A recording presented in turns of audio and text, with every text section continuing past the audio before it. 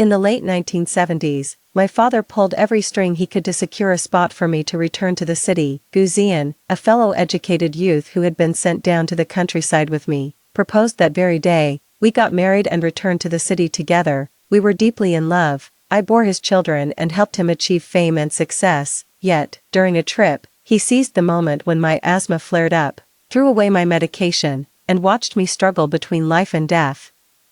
He said with venom, "If you hadn't used that city return permit to force me into marriage back then, I wouldn't have broken up with Zhang Jing. She wouldn't have married that scoundrel and been beaten to death in that village. She died in such agony, while you've lived in happiness for decades. Now it's your turn to taste her suffering." Only then did I realize he had hated me for decades, all for the sake of his white moonlight, his one true love. When I opened my eyes again, I went back to the day I received my father's telegram, marry him, marry him." The shouts and jeers from the onlookers jolted me awake. I found myself standing at the entrance of the educated youth station at the village entrance. Guzian stood before me, his face etched with nervousness as he looked at me, his face flushed crimson. "Qin Jiji, I've liked you for a very long time. I promise you, if we get married, I will treat you well, cherish you, and never let you suffer any grievance."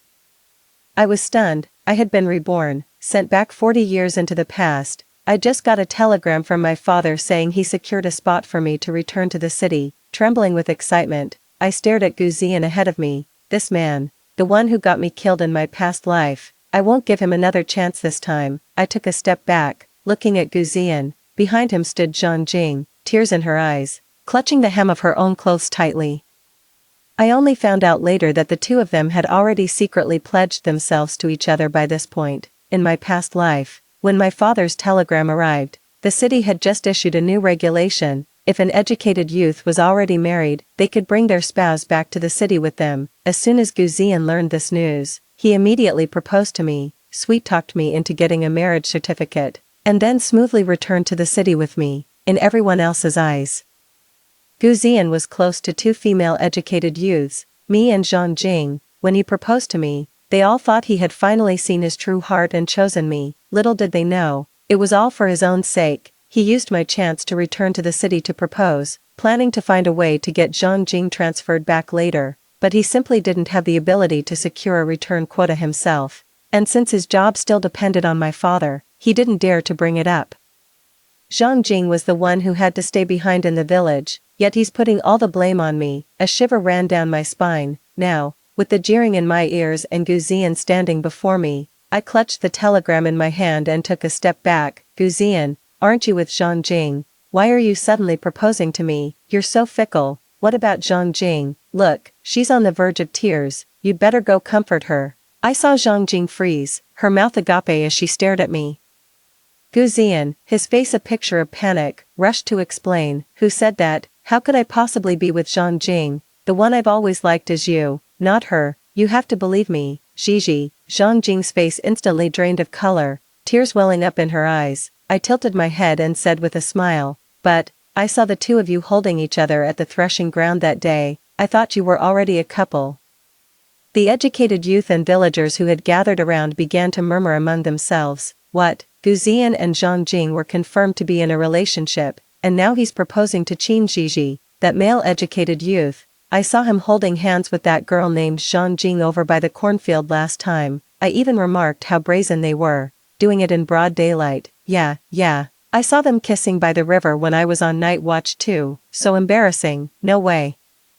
Wasn't Zhang Jing always acting so high and mighty? She even said in the dorm that Guzian's family was too poor to get her back to the city, so she wouldn't be with him. Turns out they were already together. Zhang Jing flushed bright red, tears streaming down her face as she sobbed. "Qin Jiji, I know we both had feelings for Guzian. Now that he's proposed to you, you've won. There's no need to humiliate me like this. When have Guzian and I ever been together?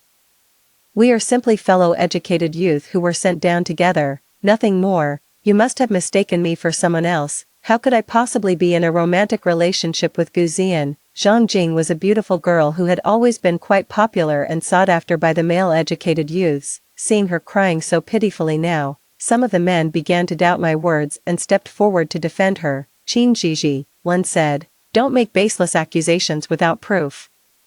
Zhang Jing has already stated she has nothing to do with Guzian. Exactly, don't start bullying people just because you have the privilege of returning to the city. Besides, weren't you always quite fond of Guzian? Now that he's confessed his feelings to you, why are you putting on this act of being reserved? Stop pretending to be so high and mighty. Guzian beamed, reaching out to pull me into an embrace as he said, alright. Gigi's too shy to say yes in front of everyone. Our Gigi gets embarrassed easily, so I'll just take that as a yes. Gigi, don't worry, I'll treat you well from now on. I quickly stepped back, evading his hand. Guzian, I'm not shy, and I have no intention of accepting your proposal. After you publicly rejected my confession last time, I decided to let go. I think you need to face your true feelings. If you like someone, you should have the courage to say it, even if Zhang Jing thinks you're not good enough for her. Your genuine devotion will surely move her when you confess. Don't you have that notebook filled with drawings of Zhang Jing? You even showed it to me last time when you turned me down. I told you I'd wish you both the best. I saw that notebook of Guzian's in my past life. He always kept it in a locked drawer in his study. Once, he forgot to lock it, and I saw it, a thick book, full of portraits of Zhang Jing. He nervously explained that he had a crush on her when he was younger and secretly drew many pictures of her. To show it was all in the past, he threw the notebook in the trash right in front of me, but the next day when I took out the trash, the notebook was gone. I figured he must have fished it out and carefully hidden it away somewhere even more secretive. I pretended to have a sudden realization. I get it now, I said. You proposed to me just to make Zhang Jing jealous, didn't you? That would explain all his behavior. As soon as I said it, Guzian panicked completely. I saw he was clutching that very notebook in his hand. I took a step forward, snatched it from him, and rushed over to Zhang Jing with an innocent look on my face. Zhang Jing, look. It's a whole sketchbook of portraits Guzian drew of you. I opened it in front of everyone.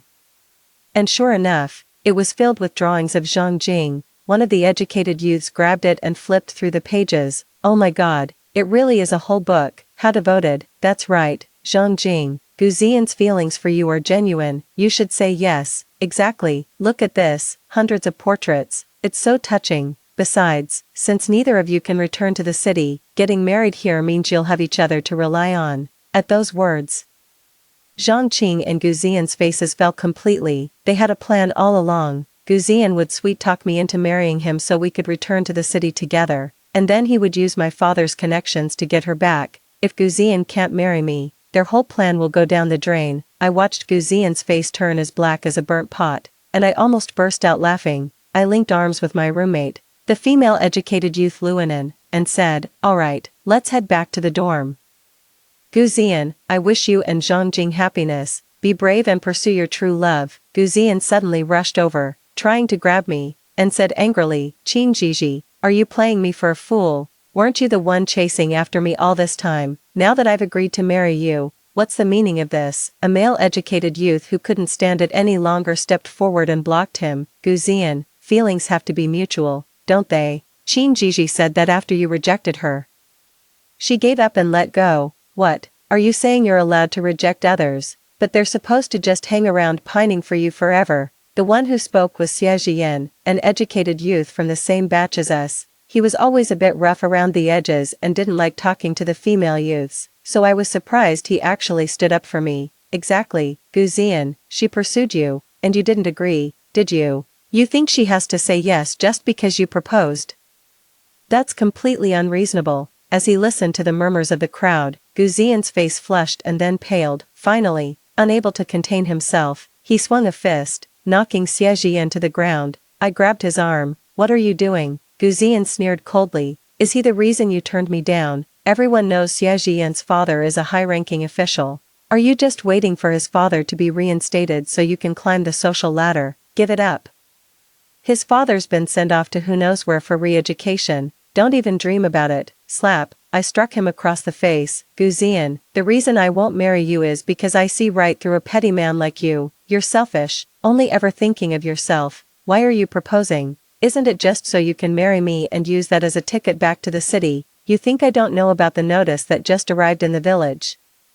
How dare you receive it and not announce it to everyone? The notice says that educated youths who are married can take their spouses back to the city with them. My words sent a shockwave through the other youths. What? Since when was there such a notice? Guzian, why are you holding on to the notice? hand it over. What a despicable man. No wonder he turned down Qin Jiji and was all over Zhang Jing recently, and now he's proposing. It was all just to get back to the city. Shameless. Absolutely shameless, that bastard. I stepped forward to help Xie Jian up and brushed the dust off his face. Xie Jian, are you okay? Come on, let me get some ointment for you. With that, I ignored Gu Ziyan being swarmed by the educated youths behind us, grabbed Xie Jian, and walked away. Xie Jian was still laughing while I applied the medicine. I thought for sure you'd accept his proposal, seeing you like that just now. That's more like the temper you used to have back in the city. I shot him a suspicious look. Did we know each other before? He rolled his eyes. Back in the compound, the kid who was always shooting your school bag with a slingshot, don't you remember? I only left with my parents for a few years, and your memory is already this terrible. A memory flashed in my mind. A chubby kid who used to bully me with a slingshot on the way to school. I smeared the red antiseptic mercilessly on his face. So it was you all along. I didn't even recognize you. Why didn't you ever say you knew me? Xie Jian curled his lip. You only have eyes for Gu Ziyan. Anyone can see you're a fool, and I don't talk to fools. Remembering what Gu Ziyan had said, I asked him, was your father sent down? He was silent for a moment. Yeah, far away. He was sent to the northeast. My mother's been sick in the city, all alone, with no one even to bring her medicine, and I can't go back. I thought back to Auntie Liang from my childhood, who was always so gentle. Every time Xie Jian made me cry, she'd bring out candy to comfort me, then grab him by the ear and scold him to get justice for me. I stared at him blankly, then suddenly blurted out, Xie Jian, what if we got married? That way you could go back to the city to take care of your mother, and I could get Gu Ziyan off my back. He's been pestering me to marry him, and it's disgusting. The more I thought about it, the more it seemed like killing two birds with one stone. Plus, Xie Jian is the kind of guy who doesn't take crap from anyone. If I married him, Gu Ziyan wouldn't dare bother me again. Even if I did get married, the paperwork to return to the city would take a while, and who knows what could happen in the meantime. Xie Jian's jaw dropped. After a long pause, he said, Qin Jiji, if you want me to beat up Gu Ziyan for you, I'll do it. You don't have to go as far as marrying me. I shot him a glare. So, are we doing this or not? If not, I'll find someone else. With a return to the city spot as the golden ticket, plenty of male-educated youths would jump at the chance to marry me. Xie Jian stood up. We're doing it. Let's go. Let's get the paperwork done. If you're not afraid, why should I be? We quickly completed the formalities and got our marriage certificate. I let out a long, deep sigh of relief. In this lifetime, I had finally shaken off Gu Ziyan. I was no longer afraid of him harming me. I would make sure he stayed in this village forever, watching me leave with joy. From now on, our lives would have no further intersection. After Xie Jian and I finished the formalities, we didn't make a special announcement to anyone. We figured we could hold a proper wedding banquet once we were back in the city. Since we were leaving this place anyway, there was no need for it here. Xie Jian fished out a few yuan, bought some fruit drops, and planned to hand them out to the educated youth as makeshift wedding candy. I was just distributing the wedding candy to the educated youth when Gu Ziyan and Zhang Jing came in from outside. Seeing the fruit drops in my hand, he gave a smug smile.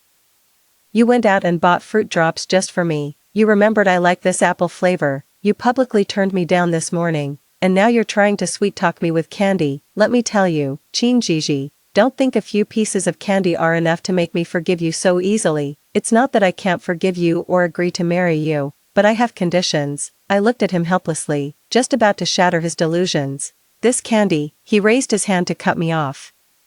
What you said this morning damaged Zhang Jing's reputation. You need to apologize to her in front of the whole village, and as compensation, once we're back in the city, you have to get your father to secure another urban residency slot for her, to get her back to the city too. If you can manage all that, we'll go get our marriage certificate tomorrow. He wore a smug, self-satisfied look. Zhang Jing tugged at his hand. Just getting the urban residency slot is enough. Making her apologize in front of the whole village. I'm afraid Gigi won't be willing. After all, girls are sensitive about their pride. How about she just apologizes to me right here? Gu Ziyan looked at her and said, you're just too kind-hearted and soft. Then he turned to me. Well, Qin Gigi, apologize to Zhang Jing right here. Then send a telegram to get your father to secure another return to the city quota. As long as your father agrees, we'll get married right away. One of the educated youths spoke up. Gu Ziyan, these are the wedding candies from Qin Jiji and Xie Jian. They just got their marriage certificate. Guzian was stunned. What marriage certificate? Qin Jiji, how could you marry another man? Didn't you say you fell for me the moment you saw me, and that you only wanted to be with me in this lifetime? You turn around and marry another man. You really are a fickle woman. Zhang Jing quickly interjected gently. Don't be like that.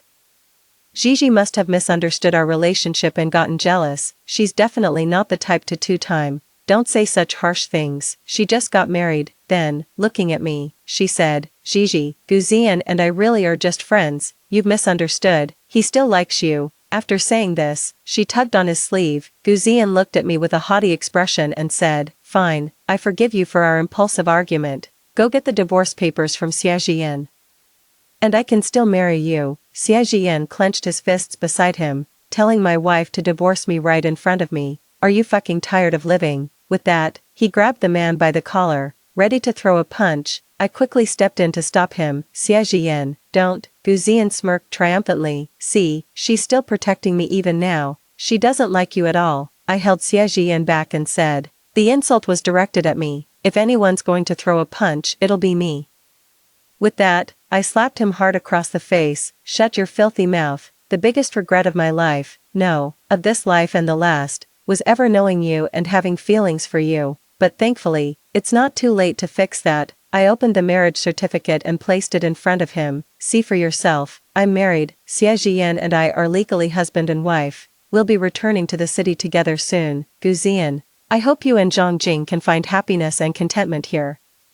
You can just stay here, in this place you hate most, and toil away with your face to the dirt and your back to the sky for the rest of your life. My words were the final straw that broke him. He grabbed me forcefully. Impossible. There's no way you like Xie Jian. It's me you like. It's always been me. If it's because of Zhang Jing, I can ignore her from now on. I swear. Go tell Xie Jian right now. Tell him you're divorcing him to marry me. If we get married, we can go back to the city together. Gigi, he shouted, his eyes bloodshot. With a loud thud, Guzian was knocked to the ground by Xie Jian. Do you think I'm dead? I'm right here breathing. You're telling my wife to divorce me and marry you. Are you out of your damn mind? She said she doesn't like you anymore. Are you deaf? Or just stupid? Gigi and I grew up together. Who the hell do you think you are? Guzian scrambled to his feet and lunged at Xie Jian.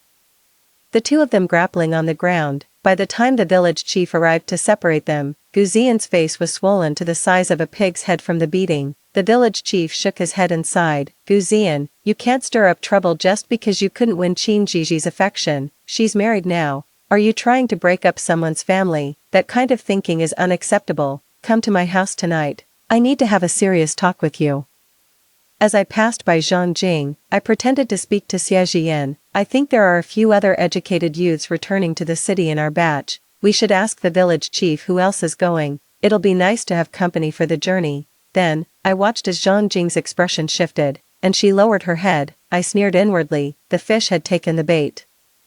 The news that Guzian had gotten into a physical fight with Xie Jian over my marriage spread like wildfire through the educated youth camp. Everyone was pointing fingers and whispering about him. Didn't he reject Qin Gigi when she had feelings for him? Oh, you don't know the half of it. That guy just wants to get married so he can return to the city. Who knows if his feelings are even genuine? Wasn't he also getting pretty close with that Zhang Jing, playing the field? Huh.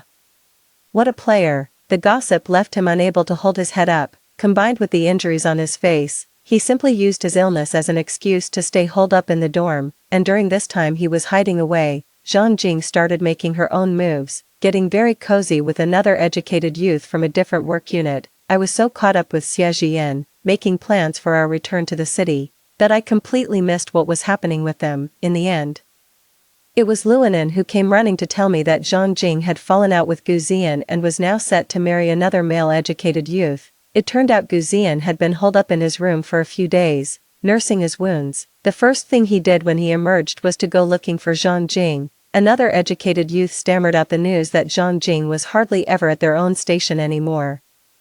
She spent all her time hanging around with people from the neighboring youth station. When Guzian finally went to find Zhang Jing, he ran into that other male youth, Qi Feng, walking her back to the station. They were being very affectionate. Guzian had intended to confront Zhang Jing about her change of heart, but instead, he ended up being humiliated by Qi Feng. Chi Feng accused him of being a spurned admirer who was now slandering her out of spite.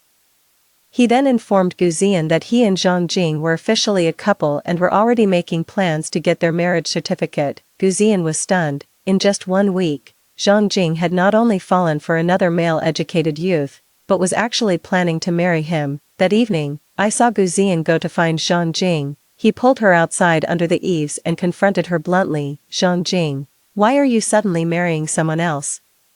Have you forgotten what we are to each other? You're my girlfriend. Zhang Jing snorted coldly. Didn't you declare in front of everyone that it was Qin Jiji you liked? Gu Ziyan explained. Wasn't that our plan? I'd trick her into marrying me first. Once we're back in the city, we'd find a way to get her father to secure a spot for you. Zhang Jing smiled. That won't be necessary. Once I marry Chi Feng, I'll be able to return to the city immediately. To be honest, we were never really suited for each other. I said it from the very beginning. Our family backgrounds are different, and our ways of thinking just don't align. Maybe it's for the best this way. Since you can't get back to the city, I have to find my own way out. You can't just hold me back because you're stuck here, can you? Gu Ziyan grabbed her arm tightly. I did this for you. I turned down Qin Jiji because of you. How can you treat me like this? What am I supposed to do?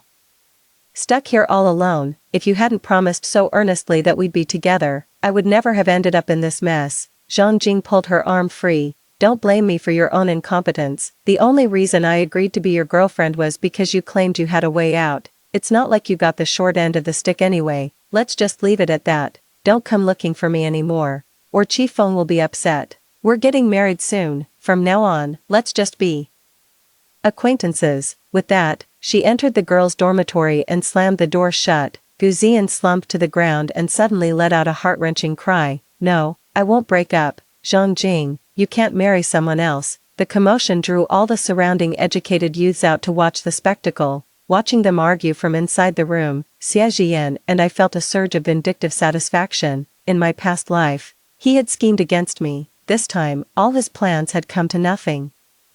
I was eager to see how he would get himself out of this mess. A month later, Zhang Jing and Chi Feng really did get married. Chi Feng generously bought plenty of wedding sweets and pastries, and even gave money to the village chief to have extra dishes prepared for all the educated youths at the farm, treating it as their wedding feast. Just as the celebration was in full swing, I walked in carrying an elegant paper box and placed it before Chi Feng and Zhang Jing. A wedding gift for you both, I said, not wanting to cause a scene. Zhang Jing put on a smile for the crowd and opened the box. The moment she saw the contents, her face fell. Qin Jiji, what is the meaning of this? She demanded. Everyone craned their necks to look. Inside was a pair of tattered shoes. The insult of giving worn-out shoes at a wedding was unmistakable. A wave of shock and chatter rippled through the crowd of educated youths, all straining to get a look, pointing at Zhang Jing in her red dress.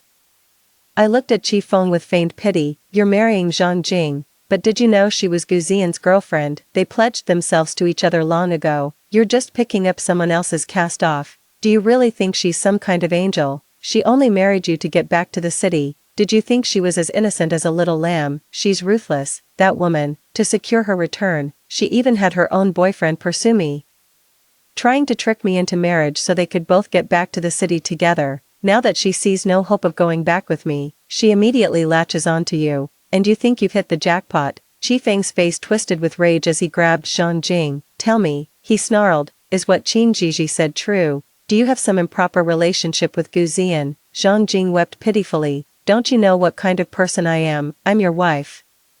Yet you stand by and let people slander me, even humiliate me. What's the point of me being married to someone like you? Gu Ziyan was already fuming from being dumped by her. Seeing me present those worn-out shoes was the perfect opportunity he'd been waiting for. He shouted, Zhang Jing, you deny being my girlfriend. I have proof. Chi Feng, doesn't she have a peach blossom birthmark on her inner thigh? How else would I know such a thing if we weren't intimate?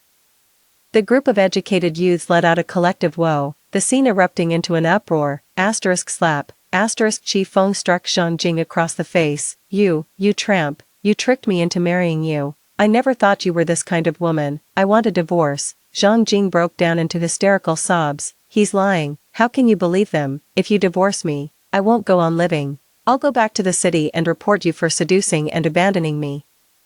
The village chief watched the chaos among the educated youth, Furious, Guzian and Zhangjing were like rotten apples spoiling the whole barrel, stirring up trouble and corrupting the atmosphere for everyone. He shouted to quell the disturbance, then pointed at Qi Feng and Zhangjing, "You're married now, and your paperwork to return to the city is complete. You leave next week. Once you're back in the city, whether you divorce or not is none of my business, but here, under my watch."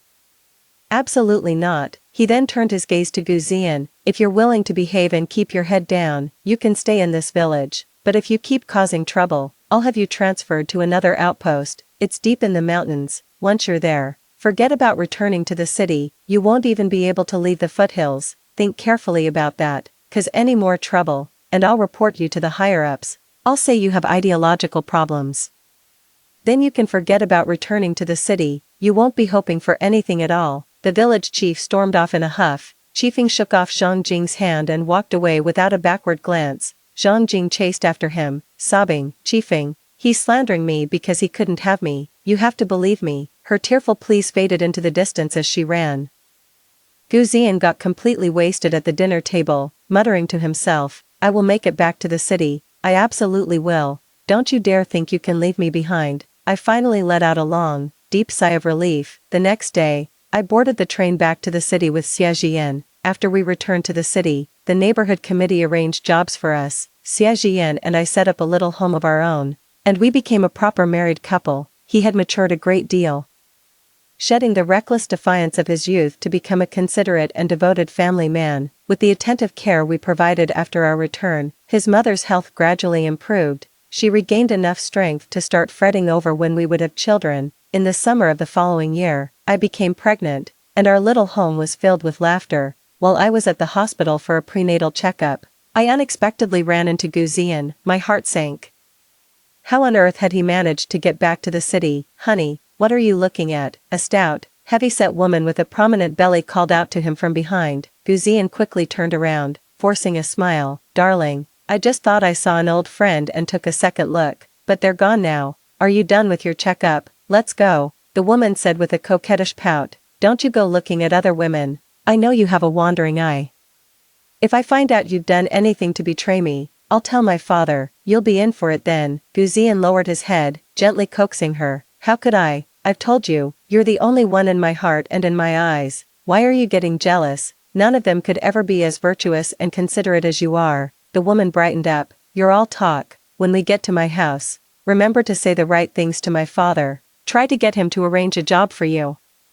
I only found out later that after we left, a new batch of educated youths was sent down to that place. This woman was named Liu. Her father had originally been an official, but was later sent down to the countryside. Who would have thought that just as Liu arrived in the village, the notice came down that her father had been reinstated to his former post, but she couldn't return to the city immediately. It wouldn't look good. When Guzian got wind of this news, he started hovering around Liu day and night, waiting on her hand and foot and launching an ardent pursuit. Guzian was a handsome man, and Liu was quickly swept off her feet by his charm. In less than 3 months, they had already pledged themselves to each other and, utterly smitten, she married him. When Liu's father found out, he disapproved but had no choice. He could only accept this son-in-law and let him return to the city with them. Liu's father arranged a job for her, but Guzian's employment was delayed indefinitely. Left with no other option, Guzian could only handle household chores every day. As it happened, Liu became pregnant, so he also had to accompany her to the hospital for weekly prenatal checkups. After running into me at the hospital,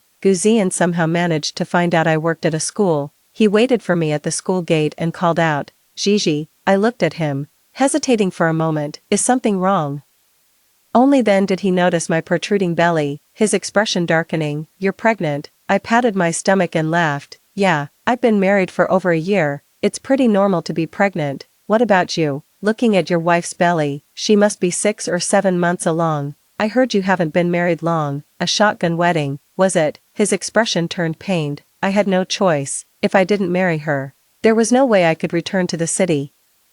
"Did you expect me to stay in that village for the rest of my life? If you had married me back then, I wouldn't have had to." I cut him off. "Guzian, whether you can return to the city is your own problem. Why should I pave the way for you with my own happiness? Many people can't leave the countryside, but they still strive to build a life there." I turned my head away. Is there anything else? If not, I'm leaving." He reached out to stop me, looking at me with a pleading gaze.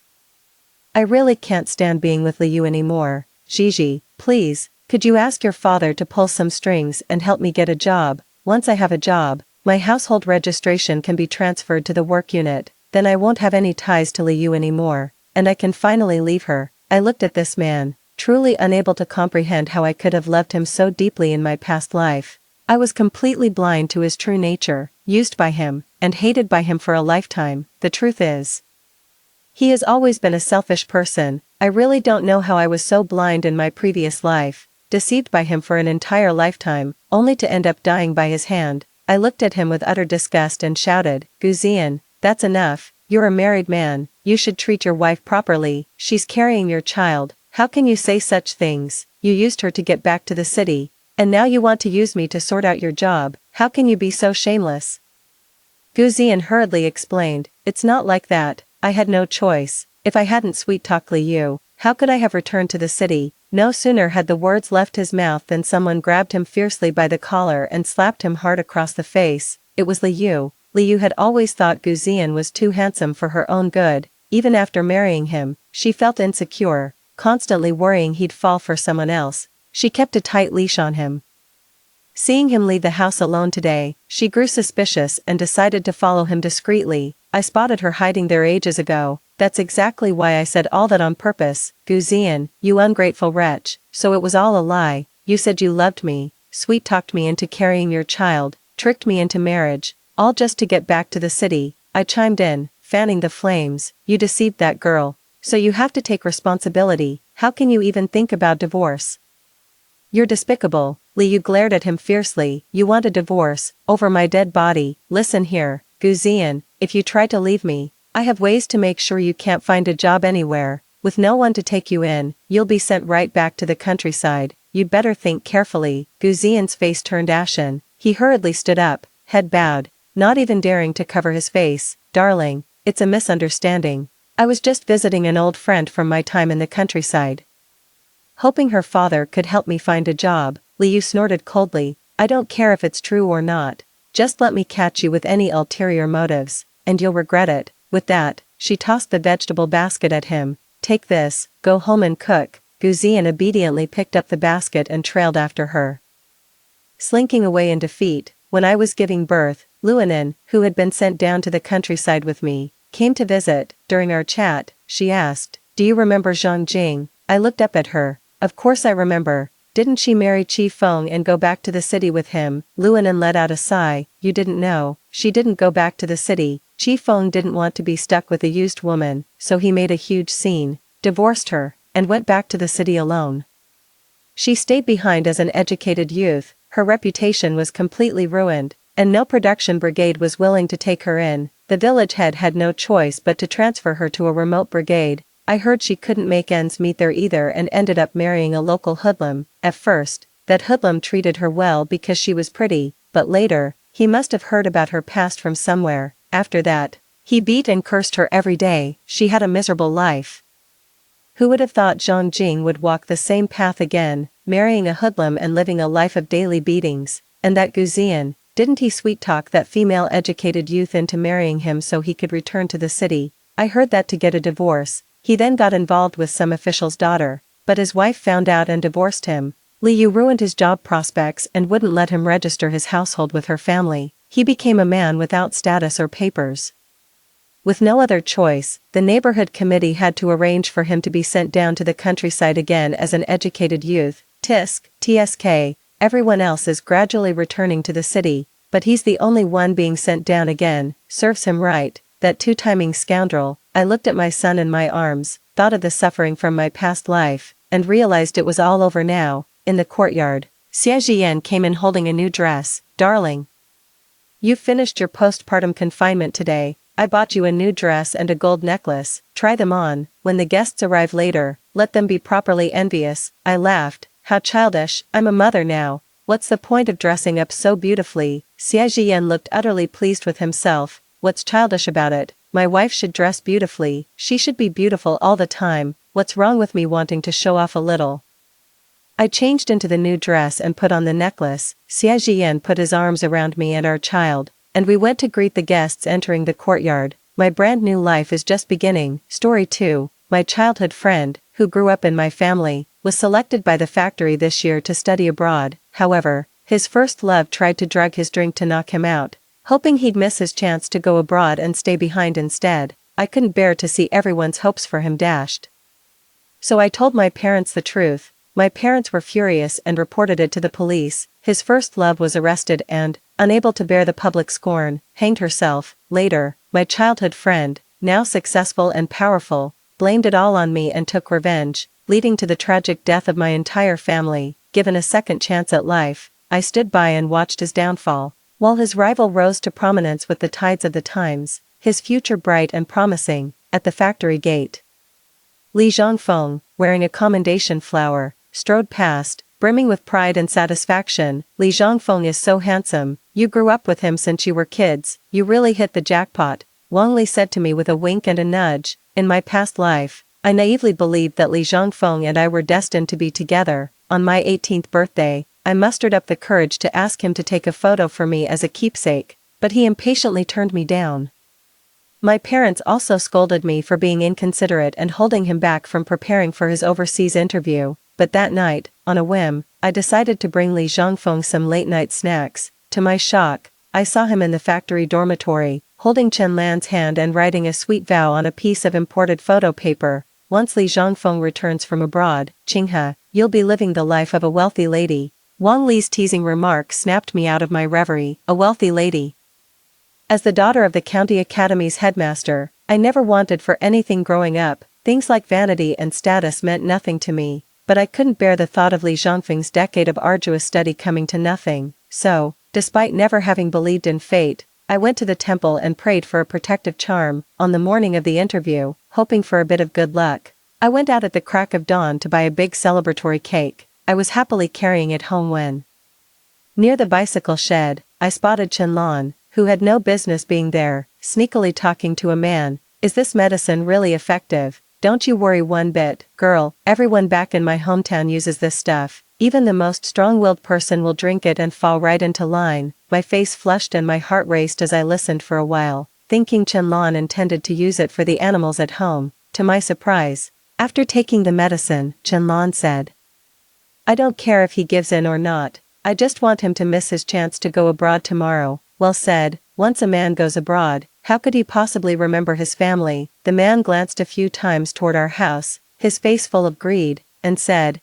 as long as you can marry into the Lin family, your brother here will get to enjoy the good life too. Just think how much that building must be worth. Sis, once you marry Li Zhongfeng, our whole family can move in, right? Chen Lan said smugly, of course, you just go home and wait for my good news. That brother and sister pair actually intended to harm Li Zhongfeng. I couldn't bear to see Li Zhongfeng's future ruined by Chen Lan. After returning home, I told him about the scheme she and her brother had concocted, hoping he would wake up and not fall into her trap. Li Zhongfeng claimed I was just jealous of Chen Lan, and that I resorted to such despicable means to tarnish her reputation. With no other choice, I had to turn to my parents for help. My parents were furious. They immediately called the police, who found the drugs in Chen Lan's possession on the spot and took her away. Li Zhongfeng remained silent at the time. The next day, he still passed the overseas assessment as scheduled. 3 years later, he returned from his studies abroad, founded the county's first joint venture, and became its youngest tycoon. My parents were filled with immense relief, repeatedly sighing that all their sacrifices had finally paid off. But that very same year, Li Zhongfeng colluded with local thugs and, under the pretense of cracking down on a monopoly, ransacked my father's academy, leaving our entire family destitute on the streets.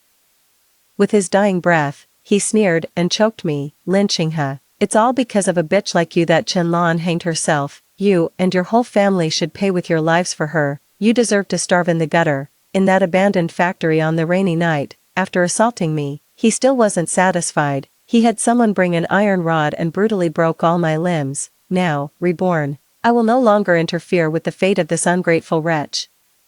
Two childhood friend gone astray. Li Zhongfeng's parents left him at home and never returned. He struggled to survive alone in the countryside, often going hungry and lacking proper clothing. Yet, He was exceptionally bright from a young age, able to recite the entire Xinhua dictionary by heart at just 5 years old. After he started school, my father, mindful of their old family connection and worried his talent would be wasted in the poor rural conditions, made special arrangements to have him brought from the countryside to the county town. I loved him as if he were my own son, enrolling him in the best tutoring center in the entire county and meticulously selecting everything for him, from food and clothing to daily necessities. After he won first place in county and city level competitions one after another, this overseas opportunity was the final step to completely change his destiny. But I had already made up my mind to let Li Zhongfeng walk his own path, and I resolved not to meddle in his affairs ever again. On the day of the interview, Dad had the driver polish the car until it gleamed first thing in the morning and waited cheerfully in the courtyard. Before long, Mom came running in a panic. "Guoqiang, it's terrible, Zhongfeng, he's gone." Dad thought he must have misheard. "What do you mean, gone?" "I've searched the entire house, the bathroom, the rooftop, everywhere, but there's no sign of Zhongfeng." Dad's face went pale, and he staggered. I rushed forward to steady him. "Don't panic, Dad, maybe he just went ahead to the factory to report in by himself." He patted my hand and said, "Qinghe has a point. Alright, Lao Zhang, take a few colleagues and search the area around the house again, thoroughly. Shaoli, take the motorcycle and check all the places Zhongfeng usually goes, including his friends' houses. Go, quickly." The search went on until the foreign VIP who had come for the interview had already departed. Only then did the driver quietly lean in and whisper a few words into my father's ear. "What did you say? You saw it with your own eyes?" The driver nodded with a pained expression. "It's the absolute truth, Dean Lin." Father, his face livid, rushed over with a few men, seeing Qianlan cradled in Li Zhongfeng's arms. He was so enraged he immediately raised his hand and slapped her. Li Zhongfeng, heart aching, shielded Qianlan behind him, his face full of defiance. "Uncle Lin, I was the one who got drunk and disgraced Qianlan. If you're going to blame anyone, blame me alone. Don't drag an innocent person into this." "Nonsense," Father roared, furious. "You were drunk and didn't know any better. But this factory girl was stone cold sober. Why didn't she cry out or make a sound the entire time? She just stood by and watched you miss your interview, ruining your future, Zhongfeng. You've been played for a fool." After hearing this, Qianlan bit her lip tightly and remained silent, yet she put on an expression of the most profound grievance. Seeing this, Li Zhongfeng said with deep sympathy, "A young woman's reputation is more precious than anything. She'd be too afraid to speak up, let alone cry out for help. She was worried about her reputation. But do you realize that missing the factory's selection process without reason is tantamount to deceiving the leadership? That's a serious offense." Li Zhongfeng had been clever since childhood. Of course she understood the gravity of the situation. "Missing the interview was my fault. I take full responsibility for my actions and will never drag Uncle Lin into this." Dad, who had been holding on by sheer will, went pale and fainted upon hearing those words. I quickly caught him, and together with the driver, helped him back into the house. "Qinghe." Li Zhongfeng stopped me, his eyes filled with remorse. "I know you've had feelings for me since we were young, but my heart already belongs to Qianlan. There's no room for anyone else. I'm sorry." I gave a faint smile. "You flatter me, Brother Zhongfeng. Some people are full of ambition but lack the substance to back it up. When they meet others of the same kind, they're naturally drawn to each other." Li Zhongfeng's expression instantly darkened. Qianlan looked aggrieved, as if she wanted to lash out but didn't dare. I was naive back then. I didn't understand that matters of the heart also require a consideration of social and familial compatibility. In my past life, I too resented why Li Zhongfeng was so infatuated with Qianlan, a woman of lowly birth and seemingly no merit. Now, I finally see it clearly. Li Zhongfeng came from the countryside to the county town, his lowly status coupled with his unwillingness to be ordinary. Isn't that mentality exactly the same as that of Qianlan, a factory girl at the bottom of society? Compared to someone like me, who could only offer silent concern without truly understanding his struggles, it's only natural they were more kindred spirits. I had a feeling things would take a turn for the worse, so I arranged for a doctor from the county hospital to be on standby at home. Now, that preparation has finally come in handy. Thank goodness Miss Lin had the foresight to have me on call, or your father would have been in real danger this time. I stood with my head bowed by my father's bedside. It wasn't foresight, I had simply finally seen Li Zhongfeng for who he truly was. Mom held my hand, gazing at Dad lying unconscious, her tears flowing ceaselessly. After Dad regained consciousness, Li Zhongfeng, who had been missing for a long time, finally showed up, but he wasn't there to apologize. Instead, Uncle Lin, I beg you, please give your blessing for me to marry Qianlan. 3. The marriage controversy. Father thought he must have misheard and pressed Li Zhongfeng for confirmation several times. You want to marry her? You heard correctly, Uncle Lin. I, Li Zhongfeng, swear I will marry no one but Qianlan in this lifetime. Her mother wiped away tears, trembling with rage. You foolish girl, have you lost your mind? Qianlan fell to her knees with a thud before her mother, her eyes brimming with tears. I am already Zhongfeng's woman. If I cannot marry him, I would rather die. Between the lines, she insisted on a proper, formal marriage, while deftly shifting all the blame onto Li Zhongfeng. It was all Li Zhongfeng who had ruined her virtue. She had done nothing wrong at all. How dare a swindler like you make a scene here? Lao Zhang, call the police and have her taken away. Upon hearing this, Li Zhongfeng held Qianlan tightly and cried out to his mother in agitation. Aunt Zhang has never treated me as one of the family. I ask you, if I were your own son, would you treat the love of his life this way? How absurd. Everyone in the Lin family knew that Li Zhongfeng was more like a child of the Lin household than I, their own flesh and blood. Ever since he came to our home, my mother would have the kitchen prepare special dishes and seasonal fruits for him for every single meal. I might not get to enjoy them daily, but Li Zhongfeng's portion was never missing. Even if he had a slight cold or fever, my father would take time off work to stay by his bedside, caring for him without leaving for a moment. My father doted on him so much that for all these years, he never lifted a finger for chores. Everything from food to clothing was provided for him, and he lived a life more comfortable than I, the biological daughter, ever did. In the end, he repaid our kindness with betrayal. What else could you call someone like that, if not an ungrateful wretch? Mom was so furious she nearly fainted. I tugged gently at Mom's sleeve and whispered, Mom, let it go. The interview is over. Even if you drag her back here, it won't get Li Zhongfeng his chance to study abroad back. Having twisted the knife in Li Zhongfeng's wound, I pressed on. Besides, you and Dad are only his adopted parents. You can control him for now. But can you really control him for the rest of his life? Why don't we just let them have their way and allow him to move out with Qianlan? Upon hearing my suggestion for them to move out, Qianlan was visibly flustered. Miss Lin, if you're jealous of me and want to kick me out, that's one thing, but Li Zhongfeng grew up with you. No matter how angry you are, you shouldn't drive him away too. He claimed to have Li Zhongfeng's best interests at heart, but deep down, he was afraid of moving out and enduring a life of hardship with him. His father didn't agree either. How could he stand by and watch the child he had poured his heart and soul into raising face such a bleak future? Propping up his frail body, he sat up, looked at Li Zhongfeng, and spoke with deep sincerity. Have you ever considered that to achieve success and establish yourself in society, you'll need a well-bred wife to help you navigate social connections? He shot Qianlan a contemptuous glance. But this girl's whole family are idle, good-for-nothing layabouts from the streets. They won't just fail to help your future prospects, they'll only hold you back. Li Zhongfeng's eyes flickered, clearly wavering, but seeing Qianlan's tear-streaked face, he stubbornly insisted, I don't care about any of that. His father clenched his fists and finally let out a long sigh. All right then, I'll give you my blessing. 4. Rumors begin to swirl.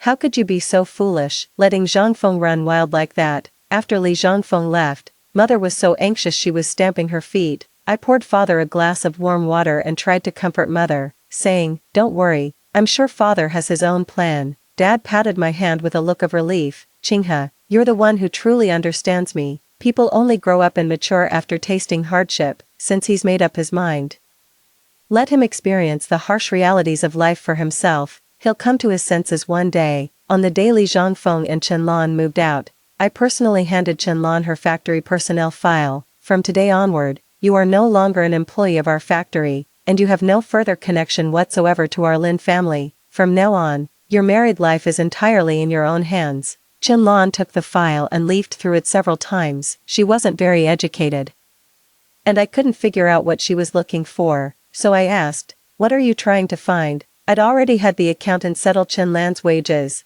and I'd packed up all the clothes I'd previously given her for her to take. I couldn't think of anything else I owed her. Qianlan suddenly glared at me and said indignantly, Li Zhongfeng grew up in your family. Now that he's starting a family and a career, shouldn't Dean Lin offer some support?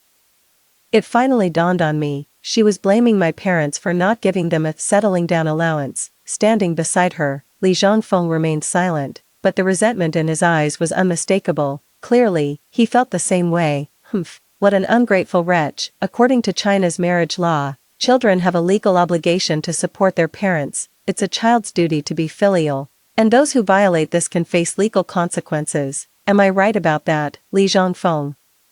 He frowned impatiently. So what if it is? What's your point? I smiled faintly. Since you're so well versed in the law, can you tell me which statute says that parents are obligated to buy their child a house, pay for their wedding, and fund their entire life? What is this? Treating my parents like a personal ATM? My taunt made Li Zhongfeng's face turn pale, then flush with embarrassment. It was you who saw how clever he was and insisted on bringing him from the countryside to the county town.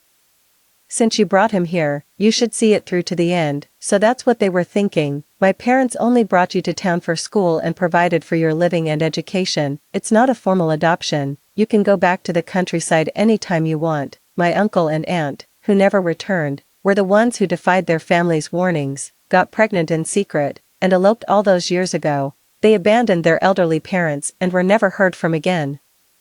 Li Zhongfeng is truly their son, learning to be ungrateful at such a young age. Qianlan, don't grovel to her. As long as I have the ability, I'll make something of myself sooner or later. Oh, is that so? Well, I wish you the best of luck with that dream in advance. It's just that without my family's support, Li Zhongfeng would probably struggle to cover even his most basic living expenses. But I never expected that. In just half a month, a strange man would come knocking on my door.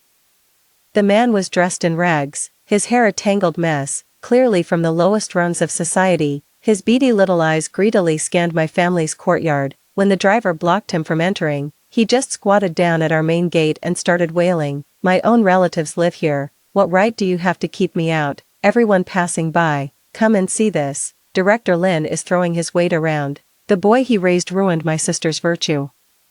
And now they won't even let me through the gate. My poor, beautiful younger sister had her heart broken by that family for nothing. His disgraceful behavior quickly drew a crowd of onlookers. I recognized him instantly. It was Qian San, Qianlan's good-for-nothing brother. If we let someone like him into our home, he'll surely spread malicious rumors about our family.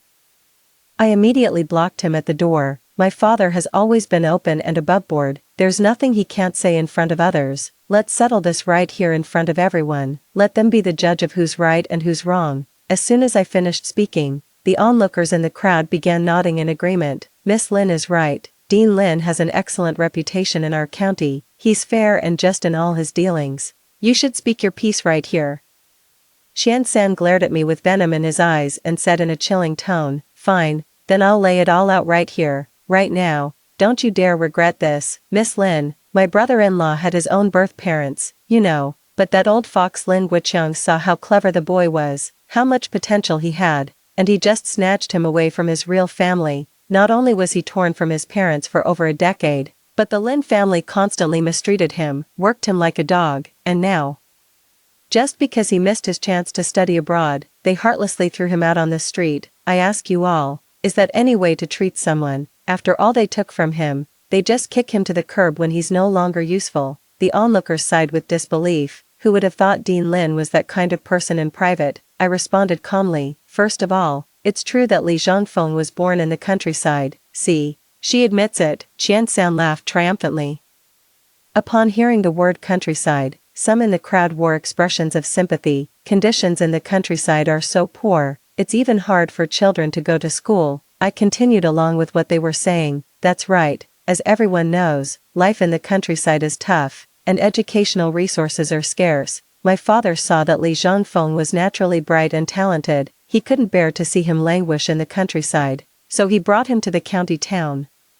My father only wanted to provide him with a good learning environment and a better education. As for mistreatment, that is absolutely not true. Anyone can ask any of our neighbors or workers. Qian San spluttered furiously. Of course your own people would take your side. At that moment, a neatly dressed young man stepped forward. I'm Zhou Qingxi, a fellow worker of Li Zhongfeng at the factory. I can vouch for Miss Lin. Li Zhongfeng was dressed head to toe in designer clothes.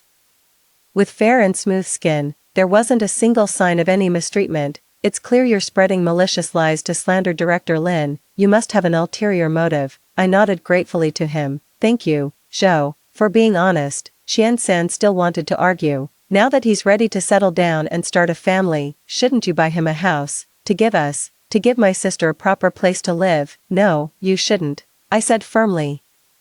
Li Zhongfeng was so determined to marry your sister that he gave up his chance to go abroad. He swore up and down that he was a real man who could provide for his wife all on his own. He's got the backbone to stand on his own 2 feet, and you want my parents to keep bankrolling him. You're just trampling all over his pride. The onlookers were practically stunned when they heard Li Zhongfeng had given up a state-sponsored opportunity to study abroad, all for Qianlan. A bespectacled man in the crowd sneered, and here I thought Li Zhongfeng had some legitimate reason for missing the interview. Turns out it was all for a woman. So many of us are fighting tooth and nail for a chance to go abroad and gild our resumes, and he just throws it all away. What a waste of the state's investment and a betrayal of Dean Lin's decades of mentorship, an utter ingrate. How dare such an ungrateful wretch have the gall to ask the Lin family for money to buy a house? The sheer audacity. I'm ashamed to even work in the same factory as him. His impassioned speech was met with applause from the crowd. Well said, we look down on that kind of ingrate too. Seeing the situation turn against him, Qiansan had already made himself scarce. After the crowd dispersed, I sincerely thanked Zhou Qingxi. Thank you for speaking up, Comrade Zhou. I'm truly grateful. He waved a dismissive hand and smiled. Not at all. I simply couldn't stand by and watch them bully a good person. Moreover, Miss Lin remained calm under pressure, spoke with clarity, and her reasoning was sound. You are truly a woman of remarkable talent. I have no such talent. It's just that having faced death once, I'm no longer as timid and fearful as I used to be. You flatter me, Comrade Zhou. I'm just trying to manage my own little household well. Running a tight ship at home is no easier than making your way in the world. I had simply spoken my mind, but there at the factory gate, Zhou Qingxi looked at me thoughtfully, his gaze sharp and penetrating. 5. The list is revealed. The day to announce the admissions list soon arrived. Li Zhongfeng didn't go to the interview, and our family had no interest in joining that particular circus either. The list for the overseas assignment is posted on the factory administration building. Today is just for public viewing. There's nothing special for us to see if we go. But Wang Li stubbornly dragged me out of the house. Who cares about some list? I want to check out the young guys at our factory. The Golden Jade department store was right across from the factory. Wang Li and I sat in a little restaurant on the 2nd floor, ordering 2 milk teas and a few pastries, watching the steady stream of people coming and going down below. This year's study abroad list is going to be interesting.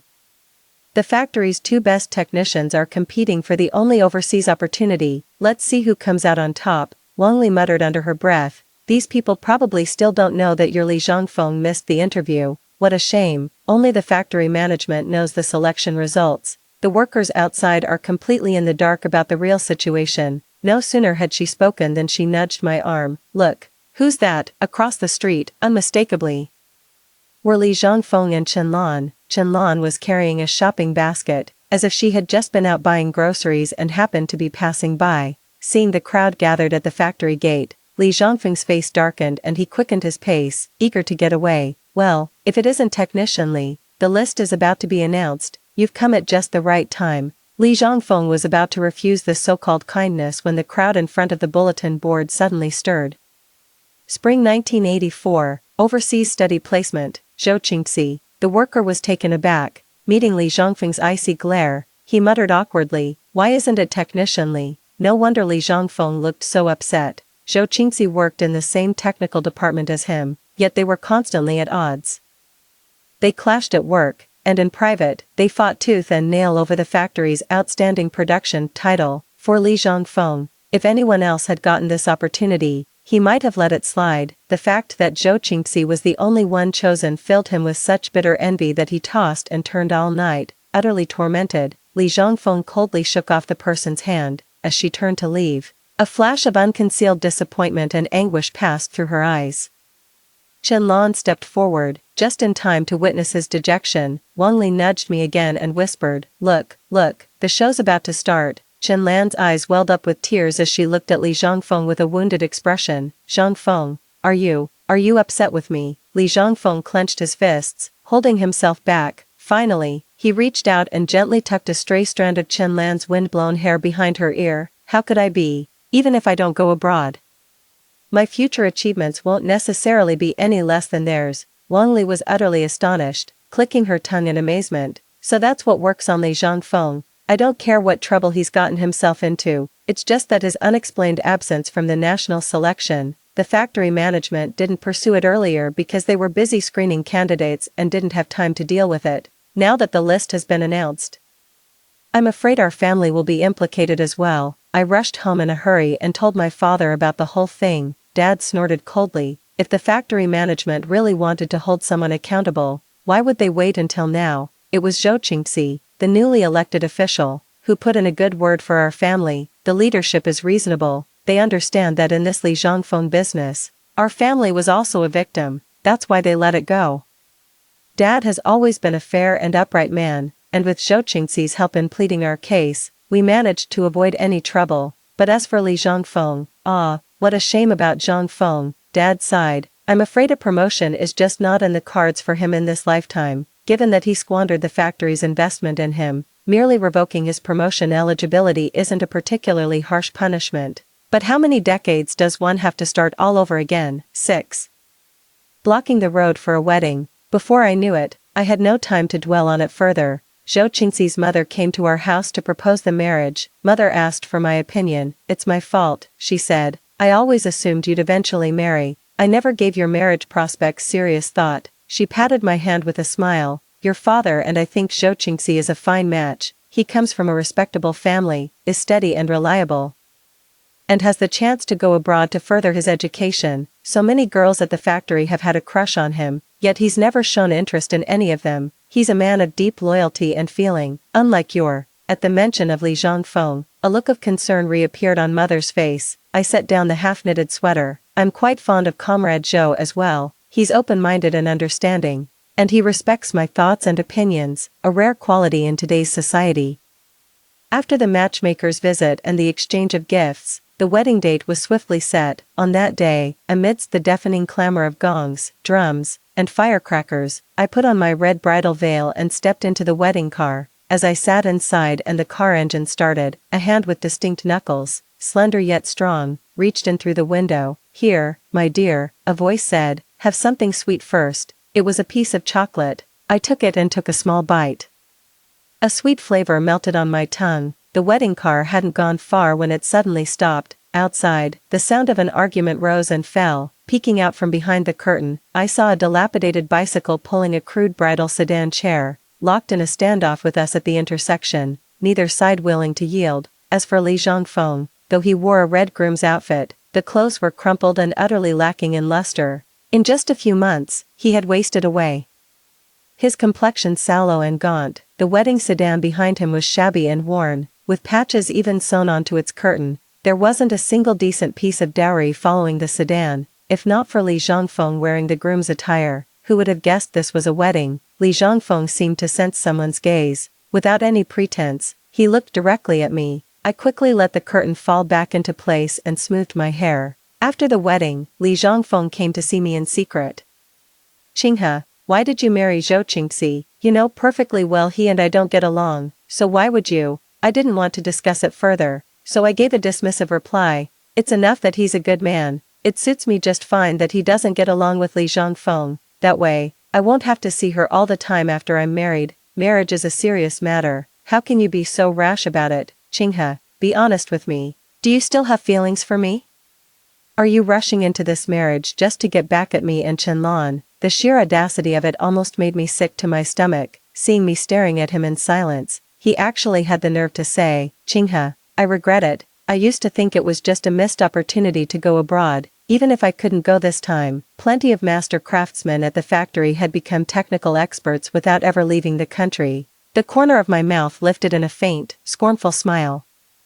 My eyes brimming with derision. He's always had an inflated opinion of himself, acting as if the world owes him every good fortune. What makes him think everything and everyone should revolve around him? Chenlan's place was a complete dump. The room was so cramped you could barely turn around, and the roof leaked whenever it rained. The few technical manuals I brought back from abroad were all soaked through. I had planned to take the books out to dry the next day, to try and salvage them.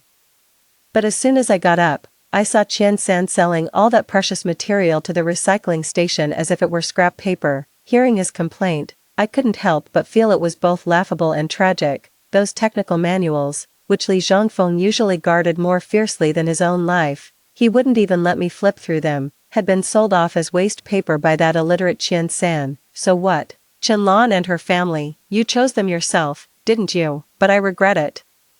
Qinghe, you saw I was about to make a mistake, why didn't you stop me? If you had stopped me back then, I would be the one studying abroad now, the one getting the special promotion at the factory upon my return, and the one marrying you, would have been me. How absurd, wasn't it because I stood in his way in my past life that I was repaid with his ingratitude? Leading to the tragic death of my entire family, he blames me simply to avoid the reputation of being heartless and ungrateful, making me the villain so he can have both a successful career and love in the future. What a clever, scheming plan. However, I've come to understand one thing, the road to hell is paved with good intentions. You've made your bed, now lie in it, respect other people's choices and rein in your misplaced sympathy. I pushed him away. Li Zhongfeng, you're mistaken. Whether you marry Qianlan or not has absolutely nothing to do with me. In this lifetime, whether he succeeds or fails, becomes wealthy or remains poor, it has no connection whatsoever to our Lin family. 7. Severing all ties. On the day of the homecoming visit, when my parents saw me, their faces were beaming with apparent joy, yet an ineffable worry clouded their brows. With Zhou Qingxi present, it wasn't appropriate for me to ask too many questions. So I seized the opportunity while my mother was showing me the new house to inquire. Mother said that after Qian San discovered how valuable Li Zhongfeng's technical manuals were, instead of selling them as scrap paper, he sold the entire lot at a low price to a private factory he knew. The money he got his hands on wasn't spent on fixing the house or buying food, let alone getting Zhongfeng the supplies he needed for work. Every last bit of it was gambled away. When Zhongfeng went to collect the debt, that Qian San not only refused to pay, but he cursed Zhongfeng, calling him a useless good-for-nothing who couldn't earn a penny but sure could eat his fill. To be fair, he wasn't wrong. Apart from being a good student, Li Zhongfeng really didn't have any practical skills to speak of. Insulting him was bad enough, but they actually beat Zhongfeng up. And that heartless girl Qianlan just stood by and watched her brother beat Zhongfeng half to death. They even disfigured his face. At this point, my mother's eyes welled up with tears. Our factory's policy states that anyone with a prominent facial scar cannot be assigned to work on the export production line. So, even if the rules are relaxed in 10 years, Li Zhongfeng will no longer be young.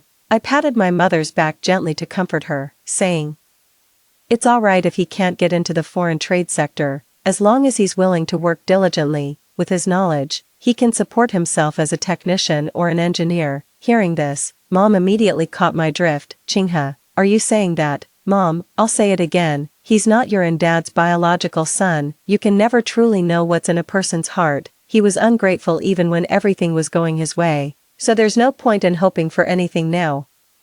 My parents finally saw Li Zhongfeng for the ungrateful wretch he was and resolved to cut all ties with him for good. 8. The door is shut. To my shock, 3 months later, Li Zhongfeng was kneeling at my doorstep with Qianlan, who was heavily pregnant. Only my mother was home, and I was worried she couldn't handle the situation. As soon as we got the news, Zhou Qingxi rushed back with me. After just a few short months, a scar now ran from the corner of Li Zhongfeng's eyebrow down to his jaw, completely disfiguring his once handsome features. His jet black hair was now streaked with gray, and the way he knelt there, hunched over, made it hard to believe he was only in his early 20s. Seeing Zhou Qingxi carefully supporting me, Li Zhongfeng's eyes were filled with envy and resentment. Before his marriage, he had always been one step ahead of Zhou Qingxi in every way. Now, just a few months later, Zhou Qingxi has returned from abroad with a boundless future.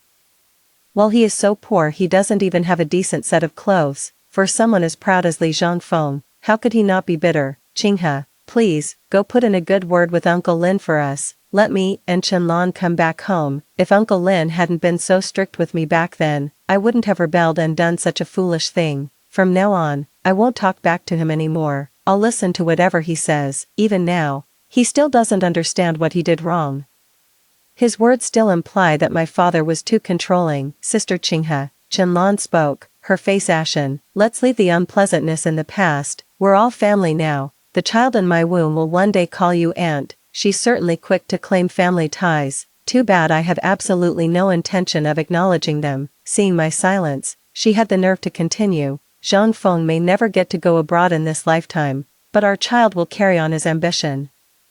They'll get into a top university, and bring honor to the Lin family too. Oh, really? So, what she's saying is, our family is supposed to foot the bill for their child's education. You and I were merely factory colleagues in the past, and even that relationship no longer exists. Therefore, you should address me as Miss Lin. As for Li Zhangfeng, you once claimed that everyone in the Lin family was cold and heartless, and that only Qianlan looked past your background. Treated you with genuine sincerity, and secretly brought you good food and useful items. But did it ever occur to you that without my tacit permission, how could a common factory girl like her have obtained those imported foods and little luxuries? The moment these words were spoken, the complexions of the two people kneeling at my doorstep changed dramatically. Qianlan's face turned deathly pale. She clearly never expected that I had known all along about her past affair with Li Zhangfeng. Yet had kept it to myself and never exposed it, not even at the wedding. Now, with everything changed, I suddenly tore off her mask. She cried out in disbelief. How could you possibly know? It's impossible. In my past life, I never figured it out, even until the moment I died. Qianlan was so plain looking, and there were so many pretty girls at the factory. Why was Li Zhangfeng so set on her? In this new life, I observed carefully and finally uncovered the trick. Li Zhangfeng glared fiercely at Qianlan. Is what Qing has said true? No, it's not true. I saved up all those things for you through my own hard work. But the panic in her eyes betrayed her guilt. Furious, Li Zhangfeng slapped her hard across the face. You bitch, you've ruined my entire life. If you hadn't drugged my drink and seduced me, making me miss my chance to go abroad, I'd be a section chief by now. I wouldn't be living hand to mouth like this. Freezing in the bitter cold without even a decent winter coat to my name. You've ruined my future. You've ruined my entire life. As he spoke, he lunged forward and seized Qianlan by the throat. The murderous look in his eyes was the spitting image of Li Zhangfeng from my past life, who had shown me no mercy. It's too public here, Li Zhangfeng. Settle your score back at your own place. To my shock, the moment I finished speaking, Qianlan let out a piercing scream, a pool of crimson spreading beneath her. Seeing this, Li Zhangfeng's face went deathly pale. He released his grip and shouted at me, "Quick, carry her inside, get a doctor." Zhou Qingxi, who had been standing silently beside me, asked, "Should we take them inside? A life is truly hanging in the balance." But it was Li Zhangfeng herself who caused Qianlan's premature labor, not us. If I let my guard down and allow them inside to call a doctor, and something were to happen to Qianlan or the baby, Li Zhangfeng would surely blame us for the rest of our lives. I shook my head. The woman who runs the pharmacy across the street is a midwife. You should carry Qianlan over there immediately. It'll be much faster than waiting for a doctor here. But I had underestimated the depths of human malice. Even as Qianlan moaned in agony, Li Zhangfeng stubbornly used her and the unborn child as leverage to threaten me into letting them in. Qianlan, just hold on a little longer. If we can't find a decent place for the child to live, we might as well not have one at all. Qinghe is so kind-hearted, she would never stand by and watch someone in need. What were they doing all this time? When they decided to have a child, did they ever stop to think how that drafty shack of theirs could possibly provide shelter from the storm? The baby's almost here, and we have nothing. And now you have the nerve to threaten me, Li Zhangfeng. You've gone too far. Don't forget, Qianlan's brother is a desperate man. If anything happens to her, you can kiss what's left of your pretty face goodbye. With that, I took Zhou Qingxi's hand and went home. No matter how Li Zhangfeng pleaded or raged, my door was closed to him for good. 9. The end is sealed. 5 days later, news arrived simultaneously that Chen Lanqing's daughter and Li Zhangfeng had hanged themselves. Upon hearing this, father said not a word.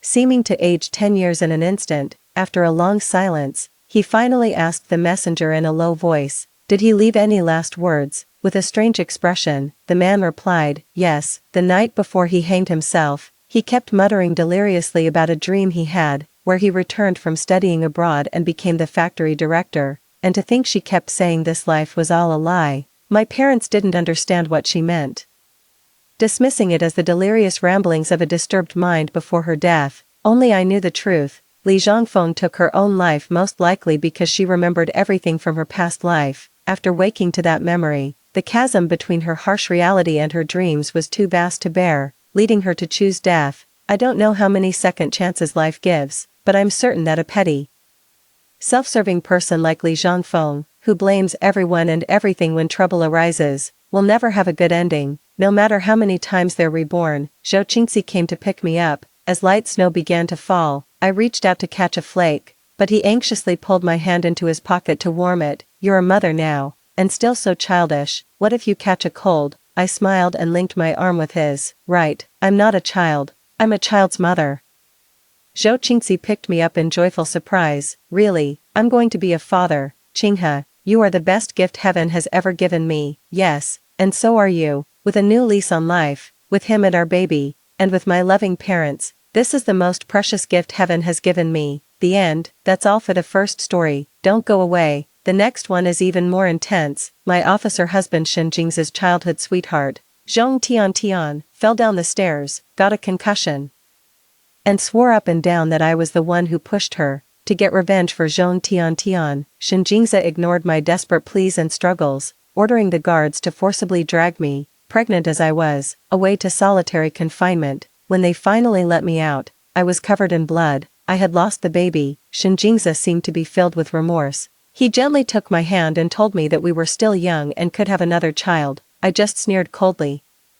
There would be no child for him and me. I intentionally pummeled my own abdomen to induce a miscarriage, because I knew, both Shen Jing's and the child in my womb were ungrateful wretches. For the sake of Zhong Tian, they would drive me to the brink of despair, to die without a grave. I've lived one lifetime as the fish on the chopping block, at the mercy of others. In this life, I will change my tragic fate ahead of time. Years later, I became a financial titan, amassing immense wealth.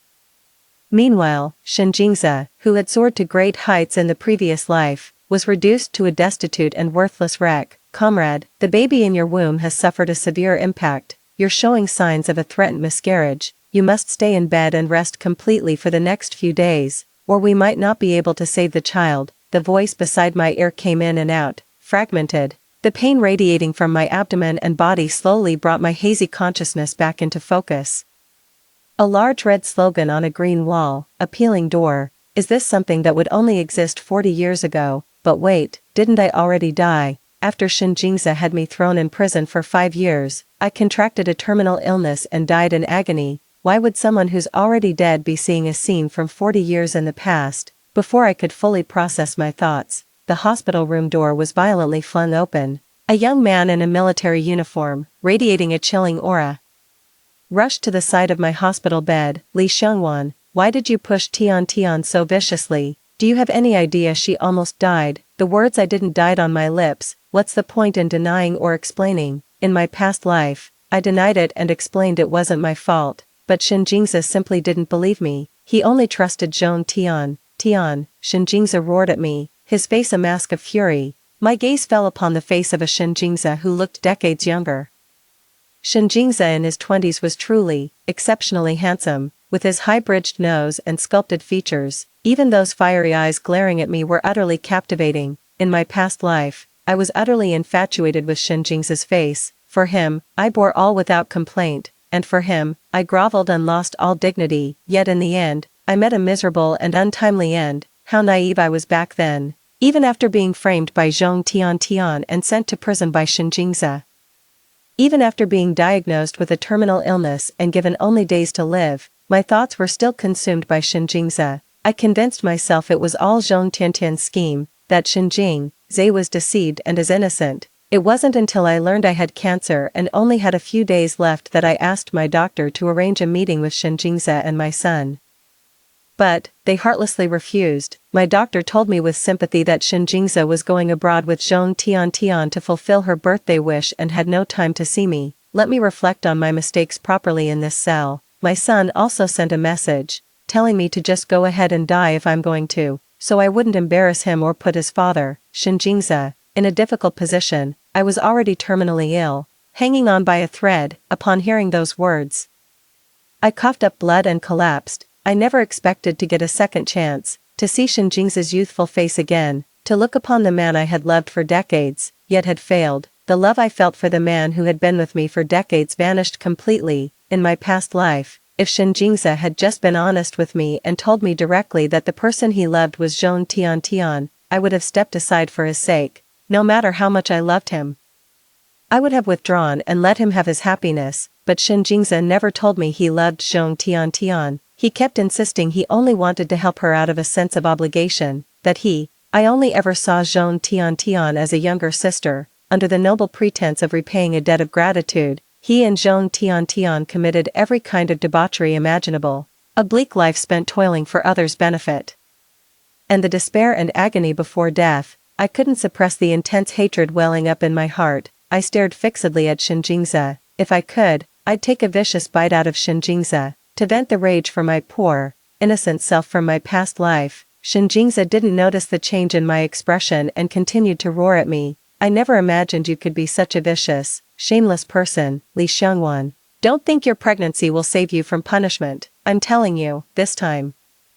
I won't let you get away with it. Shinjingza's words drew a cold laugh from me. And just how do you plan on not letting me off the hook? You will apologize to Tian Tian, and I'm confining you to your room. You need to reflect deeply on your mistakes. Same old story. As expected, in my past life, Shinjingza had presented me with the same two non-negotiable demands. First, apologize to Zhong Tiantian and admit your wrongdoing. Second, be confined to reflect on your mistakes and accept punishment. Both conditions are non-negotiable. No one believed my explanation, and in the end, I was forced to apologize to Zhong Tiantian. I thought Shinjingza would let me off the hook, considering our 5 years of marriage and the fact that I was pregnant, but I was overthinking it. On the very day I was discharged from the hospital, Shinjingza heartlessly had the guards escort me straight to the solitary confinement cell. I begged Shinjingza with tears streaming down my face, pleading that I was pregnant and asking him to spare me for the sake of the child I was carrying. He could punish me later, but Shinjingza showed not a shred of mercy. He said I was malicious and unrepentant, and that I must pay for my actions. The price was a lesson I'll never forget, and I'll never make that mistake again. For 7 days of pitch-black solitary confinement, the only thing I could do was count the numbers. Waiting to be let out, Shinjingza never came to see me once in those 7 days, and the guards had completely forgotten they were holding a pregnant woman in that cell. It wasn't until Shinjingza returned from accompanying Zhong Tiantian to the capital for medical treatment that they finally discovered I was still locked in the solitary confinement cell. A normal person would die after 7 days without food or water. By the time I was released, I was already in a deep coma.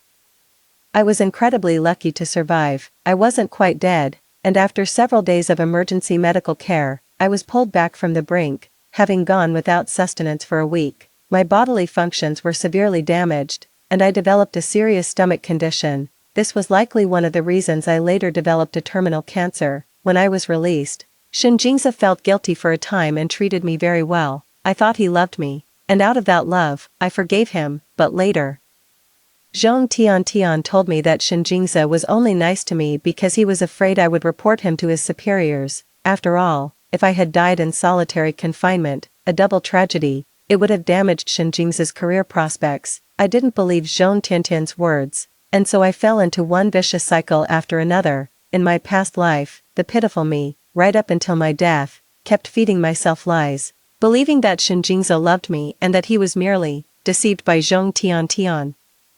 In this life, knowing the full story of the past, I will never again be fooled by Shinjingza's facade, because no love should be an endless source of pain. I looked Shinjingza straight in the eye, enunciating each word clearly. I did nothing wrong, I won't apologize, and you have no right to confine me. Shinjingza flew into a rage upon hearing this. Are you sure about that? Yes, I'm absolutely sure. Since you're being so stubborn and unreasonable, don't blame me for what happens next.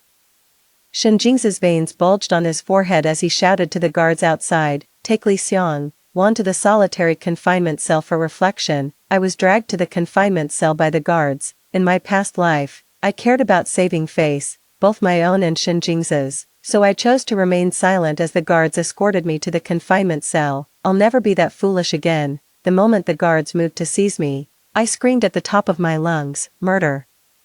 Shinjingza is trying to kill me, his lawful wife, and the child in my womb, all for his mistress Zhong Tiantian. Help, I've been wronged. Shinjingza never expected me to cry out my grievances so shamelessly, with no regard for my own dignity. With everyone staring and whispering, Shinjingza was utterly humiliated, left with no other choice. He clamped his hand over my mouth himself, fueled by hatred. I sank my teeth viciously into the hand silencing me. Blood seeped into my mouth. its metallic tang filling it, and I saw Shinjing's face contort in pain. Does it hurt? Of course it hurts, I'm bleeding. But this pain is nothing compared to what I suffered in my past life. I was escorted to the solitary confinement cell with a crowd watching the whole way. Everyone who saw it was buzzing with gossip. What did Li Xiangwan do to deserve being locked up like this? I heard she pushed Zhong Tian. She caused her serious injuries. So Chief Shin is doing the right thing by making Li Xiangwan face the consequences, even if she's family. Oh, is that so? Well, she brought that on herself, didn't she? I wouldn't go that far. Li Xiangwan has such a gentle nature, it's hard to believe she could be so vicious. Besides, isn't she pregnant? Look, her forehead is still bleeding. For Chief Shin to treat his own wife like this over an outsider is just heartless. Right, exactly, Chief Shin is far too concerned about that Zhong Tian. Chief Shin is a person of strong principles, clear on gratitude and grudges. She's repaying a debt of kindness to Zhong Tian. Even so, it feels excessive. What about Li Xiangwan, who's pregnant? The law doesn't impose the death penalty immediately on a pregnant woman, even for murder, especially since this is just a simple dispute. Chief Shin is far too protective of Zhong Tian. The surrounding whispers turned Shinjing's face ashen. He never dreamed in his wildest nightmares that someone as gentle and demure as me could cause him such profound humiliation. After I was thrown into the confinement cell, he ordered the guard to lock the door. Li Xiangwan, I never imagined you could be such a shrew. I was only going to lock you up for 7 days, but seeing you like this, 7 days is clearly not enough. You can reflect on your behavior in there for a fortnight. With those words, Shinjingza stormed off in a rage. The door to the solitary confinement cell slammed shut, plunging the interior into pitch-black darkness. In my past life, I endured 7 terrifying days here, hovering between life and death in a coma. After finally recovering, I was then framed by Zhong Tian, which led to a premature birth. To deliver that wretched child in my womb, I suffered immensely, hemorrhaged severely, and had my uterus removed. I poured all my love into the only child I carried within me, just like his vile father Shinjingza. This wretched bastard is cruel and shameless. He actually prefers Zhong Tian over me, his own birth mother. Recalling the agony of my past life, a cold sneer curled at the corner of my lips. I won't give this despicable bastard a chance to live. I clenched my hand into a fist and began pounding it, blow after blow, into my lower abdomen. Half an hour later, my agonized screams tore through the air. Someone who heard the noise came and opened the cell door, finding me lying on the floor, covered in blood. I had a miscarriage, covered in blood. I was rushed to the hospital. Shinjingza was at Zhong Tian's bedside when a guard told him I had miscarried and been taken to the hospital. He shot to his feet. He hurriedly dashed out of the room, completely missing the triumphant smile in Zhong Tian's eyes from her hospital bed. After the DC procedure, as I was wheeled out of the operating room, the first thing I saw was Shinjing's grim face waiting outside. He took a step forward, reaching for my hand. I gave him a single word in response: get lost. Shinjingza took 2 steps back, watching blankly as the nurse wheeled me past him. After the nurse finished administering my 4 drip, Shinjingza actually followed me back into the room. He stood inside the hospital room, his face wearing a rare expression of sorrow. Is he upset because of the loss of the child? How could that be? In our past life, that wretched child who was always devoted to Zhong Tian kept saying that if he hadn't existed, Shinjingza would have divorced me long ago and married Zhong Tian. It was only because of him that Shinjingza couldn't bring himself to end this hollow marriage of ours. So now that the bastard is gone, Shinjingza must be overjoyed, right? I watched as Shinjingza slowly walked to the bedside.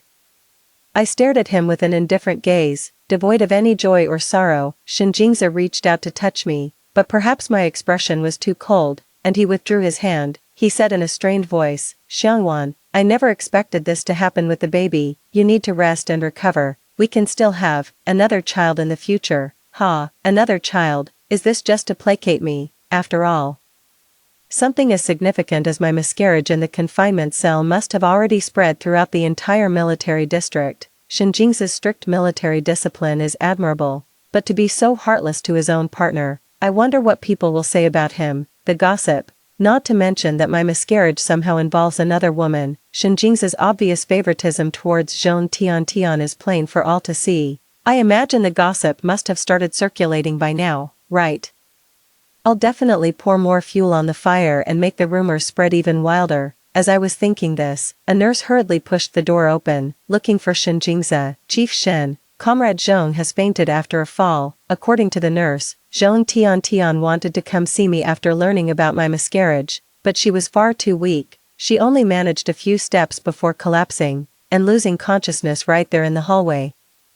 Zhong Tian has always been one for using these kinds of tricks to get Shen Jingzi's attention. It had always worked like a charm in the past, but this time, her plan might just backfire. Shen Jingzi was worried that Zhong Tian had left. I lay in bed, sobbing uncontrollably, tears streaming down my face. Hearing my wails, the nurses, doctors, and even people from the neighboring ward came over. Everyone knew I had lost my child and offered their kind words of comfort. Through my tears, I recounted to the nurses, doctors, and curious fellow patients every single thing Zhong Tian and Shen Jingzi had done, all their dirty deeds. Ever since Zhong Tian came along, my husband Shen Jingzi's heart has been completely and utterly stolen. Shen Jingzi got her a job and even gave over half his salary for Zhong Tian to spend. Zhong Tian clings to Shen Jingzi all day long, deliberately provoking me to start arguments with him, and constantly finds excuses to call him away.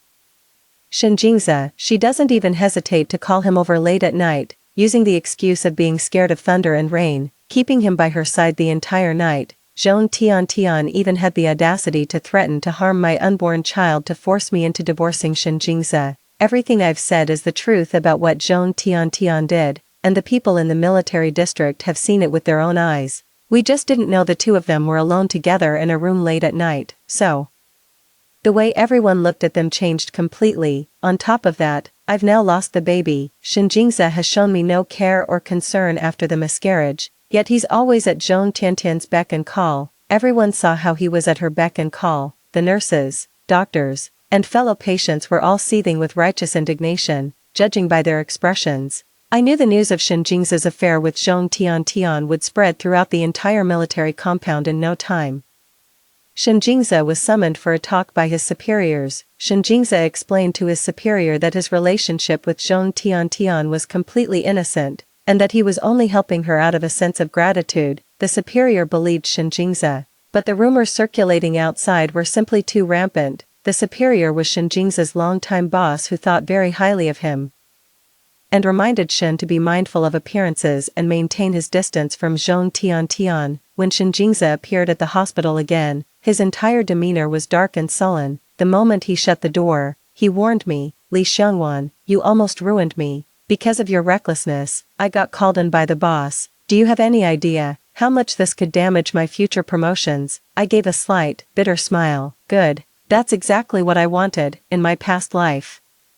I swallowed my pride and endured all the humiliation, while Shen Jingzi and Zhong Tian lived it up, acting all high and mighty. After going through such a harrowing experience, how could I possibly let him enjoy a smooth and prosperous political career in this life like he did in the last? Since I've been reborn, I might as well do something to make my enemies miserable. Right, Shen Jingzi has no idea what's going on in my mind. He knows I love him deeply and care immensely about his future. He's certain I'll follow his every word, without a single complaint or regret. He instructed me, "From now on, you need to clarify each and every one of the rumors circulating outside. You must make everyone understand that my relationship with Zhong Tian is purely that of a brother and sister." Is it really just a sibling bond? As far as I know, you two aren't related by blood at all, I retorted. Seeing my sarcastic smile, Shen Jingzi found it grating and continued unhappily. "If I had any feelings for Zhong Tian, why on earth would I have married you? That's exactly how he brainwashed me in my past life, and foolishly, I believed him." Hearing his familiar excuse now, I couldn't help but laugh again. Shen Jingzi grew somewhat annoyed by my laughter. "Xiangwan, this is not the time for tantrums or jealousy. It's because you wouldn't listen that I've ended up in this mess. I'm warning you, you'd better behave. If you keep being this unreasonable, I'll divorce you." Divorce was exactly what I wanted. I nodded immediately. "Fine, let's get a divorce. We'll go right now." Shen Jingzi hadn't expected me to say that, and his expression froze. "What nonsense are you talking?" "I'm not talking nonsense. I'd rather get a clean divorce than share my husband with another woman. Let's go our separate ways and each find our own future." Hearing this, Shen Jingzi was furious. "What do you mean by that? Li Xiangwan, ours is a military marriage. It's not something you can just casually, you can get a divorce, so what? You're just going to put up with this for the rest of your life? Are you really going to let your dear sister be the other woman forever? That term didn't exist back then. Shinjingza was taken aback. What other woman? What's that supposed to mean? Shinjingza was pressing me for an answer, but of course I wasn't going to explain it in detail. Shinjingza, if you want me to believe you, you must cut off all contact with Zhong Tian from now on. Can you do that? To my surprise, Shinjingza actually agreed. From now on, I'll leave all matters concerning Zhong Tian to you. I promise I won't see her in private anymore. This development was different from my past life. While I expected Shinjingza to make concessions after weighing the pros and cons for a promotion, this specific change was new. Zhong Tian, however, lacks his level of self-awareness. I'm certain that if she can't see Shinjingza, she'll start stirring up trouble soon enough, and I'm actually looking forward to her making a move. Since I've been reborn, I might as well reclaim some of the grievances and suffering I endured in my past life. Right, Zhong Tian is unaware that Shinjingza, for the sake of his political career, has already decided to keep his distance from her. She kept up the act. Just like in a past life, feigning illness in the hospital and playing the victim. Waiting for Shinjingza to visit her. After waiting for days with no sign of Shinjingza, Zhong Tian couldn't stand it anymore. She begged countless people to pass on messages, wildly exaggerating her condition. She spun a tale, hoping it would convince Shinjingza to come see her. When Shinjingza heard that Zhong Tian was coughing up blood, he was beside himself with worry. His superior had given him a direct order he couldn't disobey, so in the end, he had no choice but to go. Looking for me, Zhong Tian was fully expecting Shinjingza to visit her, but instead, she got me, not seeing the Shinjingza she'd been pining for, and after confirming no one else was around, Zhong Tian glared at me and demanded, "What are you doing here?" "Come to see you, to see what kind of trouble you're stirring up." I paced around the hospital room. "Weren't you supposed to be dying? You look perfectly fine. All rosy-cheeked and healthy, Zhong Tian. Don't you think faking an illness is a bit too cliché?" Exposed, Zhong Tian dropped the act. "Li Xiangwan, how does it feel to lose a child? Not good, is it? Your child died because of me, but Jingza doesn't care about you. He only trusts me. For my sake, he has no choice but to wrong you, his legitimate wife. Your heart must be aching, isn't it? You're overthinking it," I said with a faint, indifferent smile. "If it keeps Shinjingza away from a disgusting woman like you, what does losing a child matter?" "Zhong Tian, you probably don't know, but Shinjingza won't be coming to see you anymore." Zhong Tian was taken aback. "What do you mean?" "Exactly what I said. There are rumors going around that you and Shinjingza are having an affair. To protect his reputation, he's going to start keeping his distance from you." "You?" Zhong Tian was stunned by my words. "Li Xiangwan, what have you done?" "Don't rush, I'll explain it to you slowly." I walked to the bedside and looked down at Zhong Tian. "Zhong Tian, I know your filthy thoughts. You just want to kill the child in my womb, break me and Shinjingza apart, so you can become Shinjingza's other half, right? So I took the initiative to grant your wish. To tell you the truth, I was the one who ended the pregnancy. I was the one who deliberately leaked the news about my affair with Shinjingza. How could you? Are you out of your mind?" Zhong Tian knew how precious the baby in my womb was to me, and how deeply I loved Shinjingza and cared about protecting his reputation. The fact that I would now willingly get rid of this bastard and tarnish Shinjingza's name was beyond Zhong Tian's comprehension, and it infuriated her to the core. Smoke. She knows exactly how devastating the consequences of my actions will be for her and Shinjingza. "You shameless woman, how dare you use your own flesh and blood to scheme against me? Your heart is truly vile. Compared to you, I'm a mere amateur." Zhong Tian, "Starting now, I'm going to make you experience the pain I once endured." "Oh, is that so? Then let's see who comes out on top." With that, Zhong Tian raised her hand and delivered 2 vicious slaps to her own face. 2 loud, sharp cracks rang out, and Zhong Tian's cheeks immediately swelled up grotesquely. She truly held nothing back against herself. A trickle of blood had already seeped from the corner of her mouth. After licking the crimson blood with her tongue, Zhong Tian glared at me with venomous hatred and cried out loudly, "Li Xiangwan is attacking someone. Help." With that, she leapt off the bed and bolted barefoot toward the door. But Zhong Tian had only taken 2 steps when she found she couldn't move an inch. From behind, I grabbed Zhong Tian by the hair and yanked her back with a sharp tug. Just as Zhong Tian had slapped herself to frame me, I too pulled her hair with every ounce of strength I had. Quantity. I could see the pained grimace on Zhong Tian's face, amidst her screams. I grabbed Zhong Tian by the hair and slammed her head hard against the wall, again and again. Zhong Tian never expected me to resort to violence. After all, I used to be the ultimate pushover, gentle, kind, and timid. My savage, forceful blows forced screams from Zhong Tian, and the pain quickly knocked her unconscious. Seeing Zhong Tian lying unconscious on the floor, I stepped outside, rubbed my hands over my eyes a few times, and soon tears were streaming down my face. A nurse in the hallway, hearing the commotion, hurried over.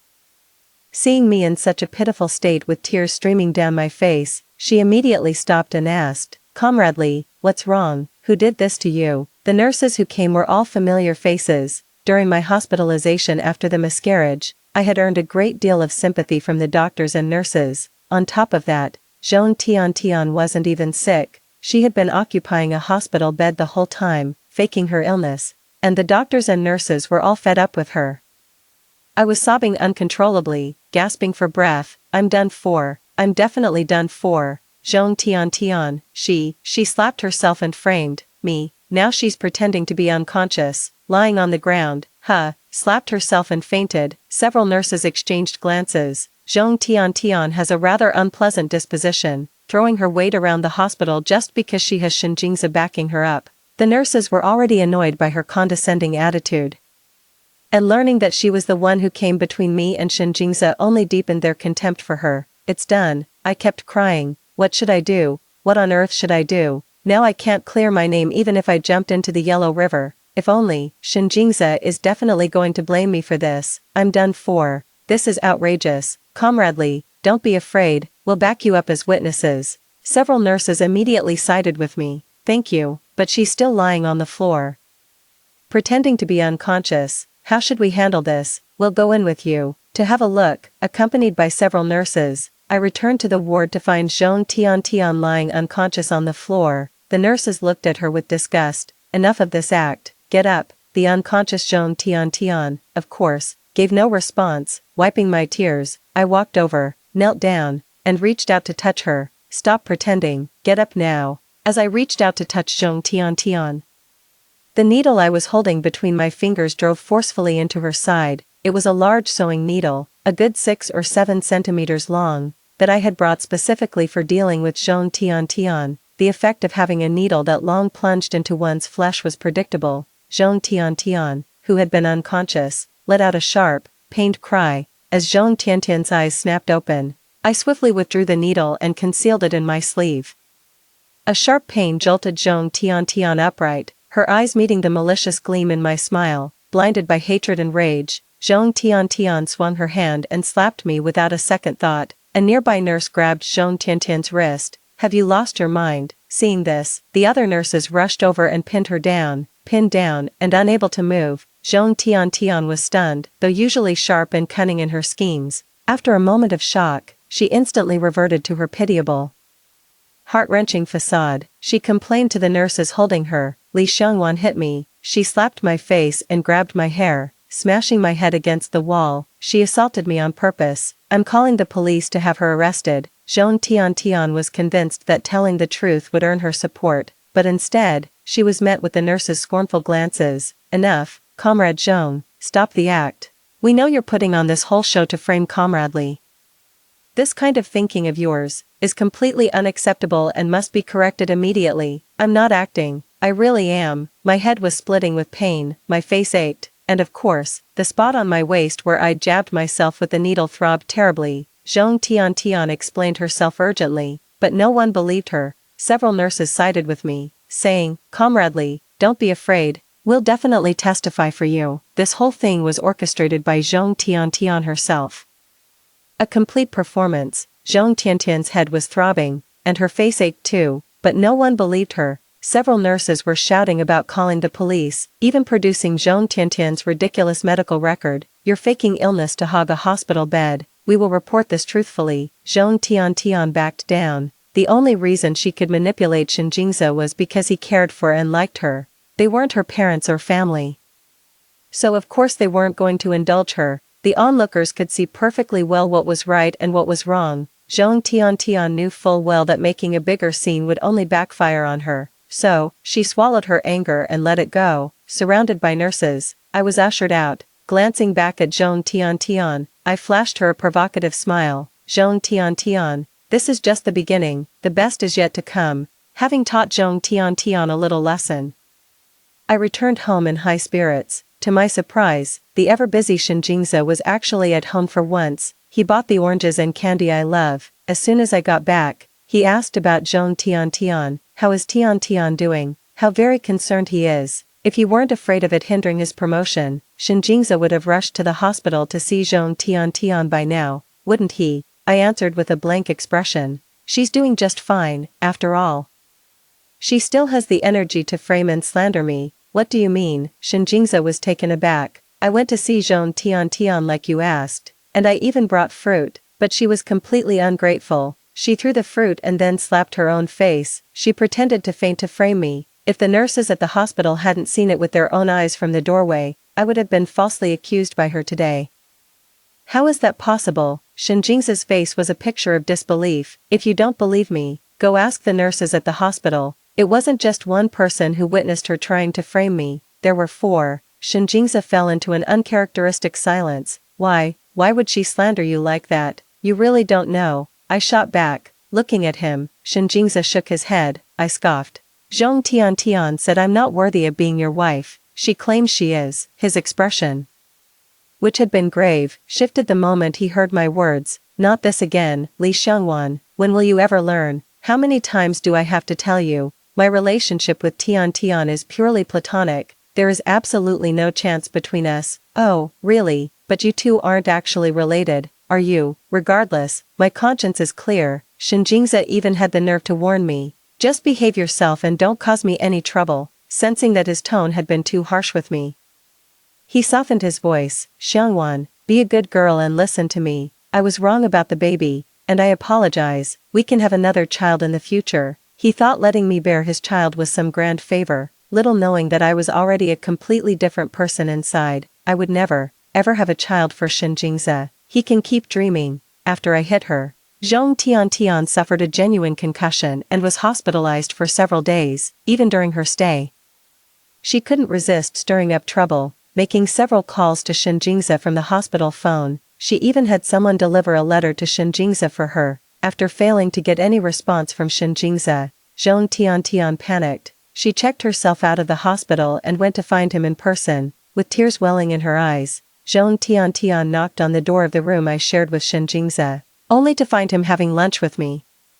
The sight of Shen Jingze placing a piece of spare rib into my bowl was more than Zhong Tian could bear to imagine. She sobbed, Brother Jingze, are you just going to abandon me? Seeing Zhong Tian's swollen face and her pitiful, delicate appearance, how could Shen Jingze's heart not be moved? Tian, of course I care about you. I've just been so busy lately. Zhong Tian threw herself into Shen Jingze's arms, sobbing. I thought you didn't want me anymore, Jingze.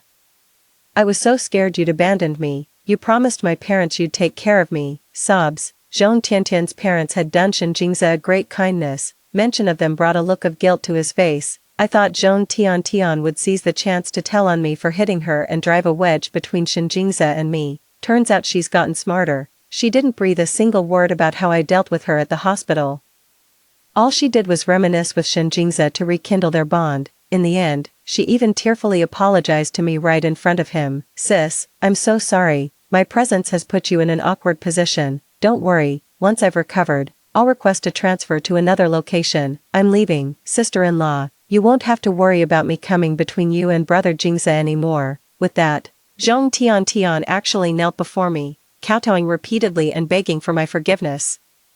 I have to admit, Zhong Tian's tactic of retreating in order to advance was truly effective. Shen Jingze's heart ached for her to the extreme, and he immediately rushed over to help her up. Your sister-in-law isn't that petty, Tian, we're not going anywhere, we'll stay right here, so it's easier for me to look after you. Leaning on Shen Jingze's hand, Zhong Tian stood up. As she began to pour her heart out about the past, I couldn't bear to listen any longer and turned to leave.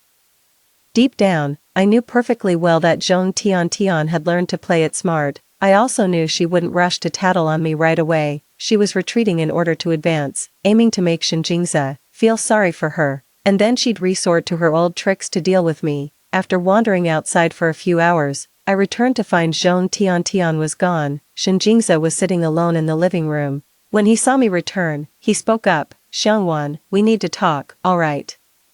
I nodded and walked over to sit opposite him. "What do you want to talk about?" "About Tian." Shinjingza took my hand. "Xiangwan, my feelings for Tian are truly just like those for a sister. You know, her parents did me a great kindness. I can never repay them, and they treat me as sweetly as, with a daughter like Tian. The only way I can repay her is through Tian herself." "Fine, go ahead and repay her. I won't stop you. You don't need to run your plans with Zhong Tian by me. I don't care." "Xiangwan, don't say things in anger. I know what you're thinking, that Tian and I have something improper going on. I swear, I really only see Tian as a little sister. The person I want to spend the rest of my life with is you, and only you. In my past life, hearing such a heartfelt confession from him would have swept me off my feet. I'd have foolishly devoted myself to him without a single regret.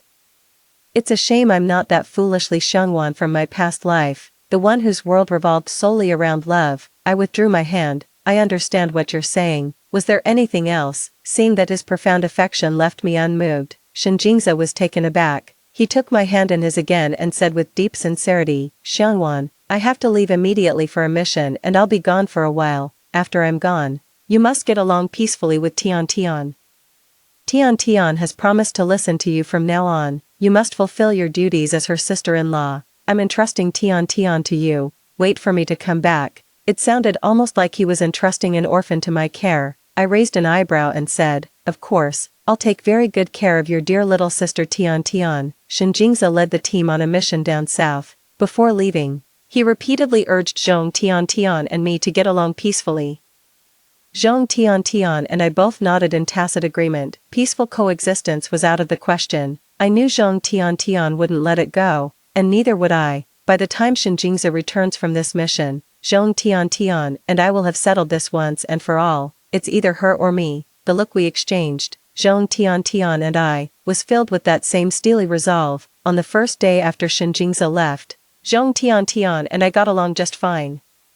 She took the initiative to call me sister-in-law, and came over to help me tidy up, do the chores, and cook. On the second day after Shinjingza left, Zhong Tian bought me a piece of clothing and a pair of shoes, and even treated me to a movie. She affectionately linked arms with me, calling me sister-in-law over and over, making sure everyone in the compound witnessed our newfound closeness.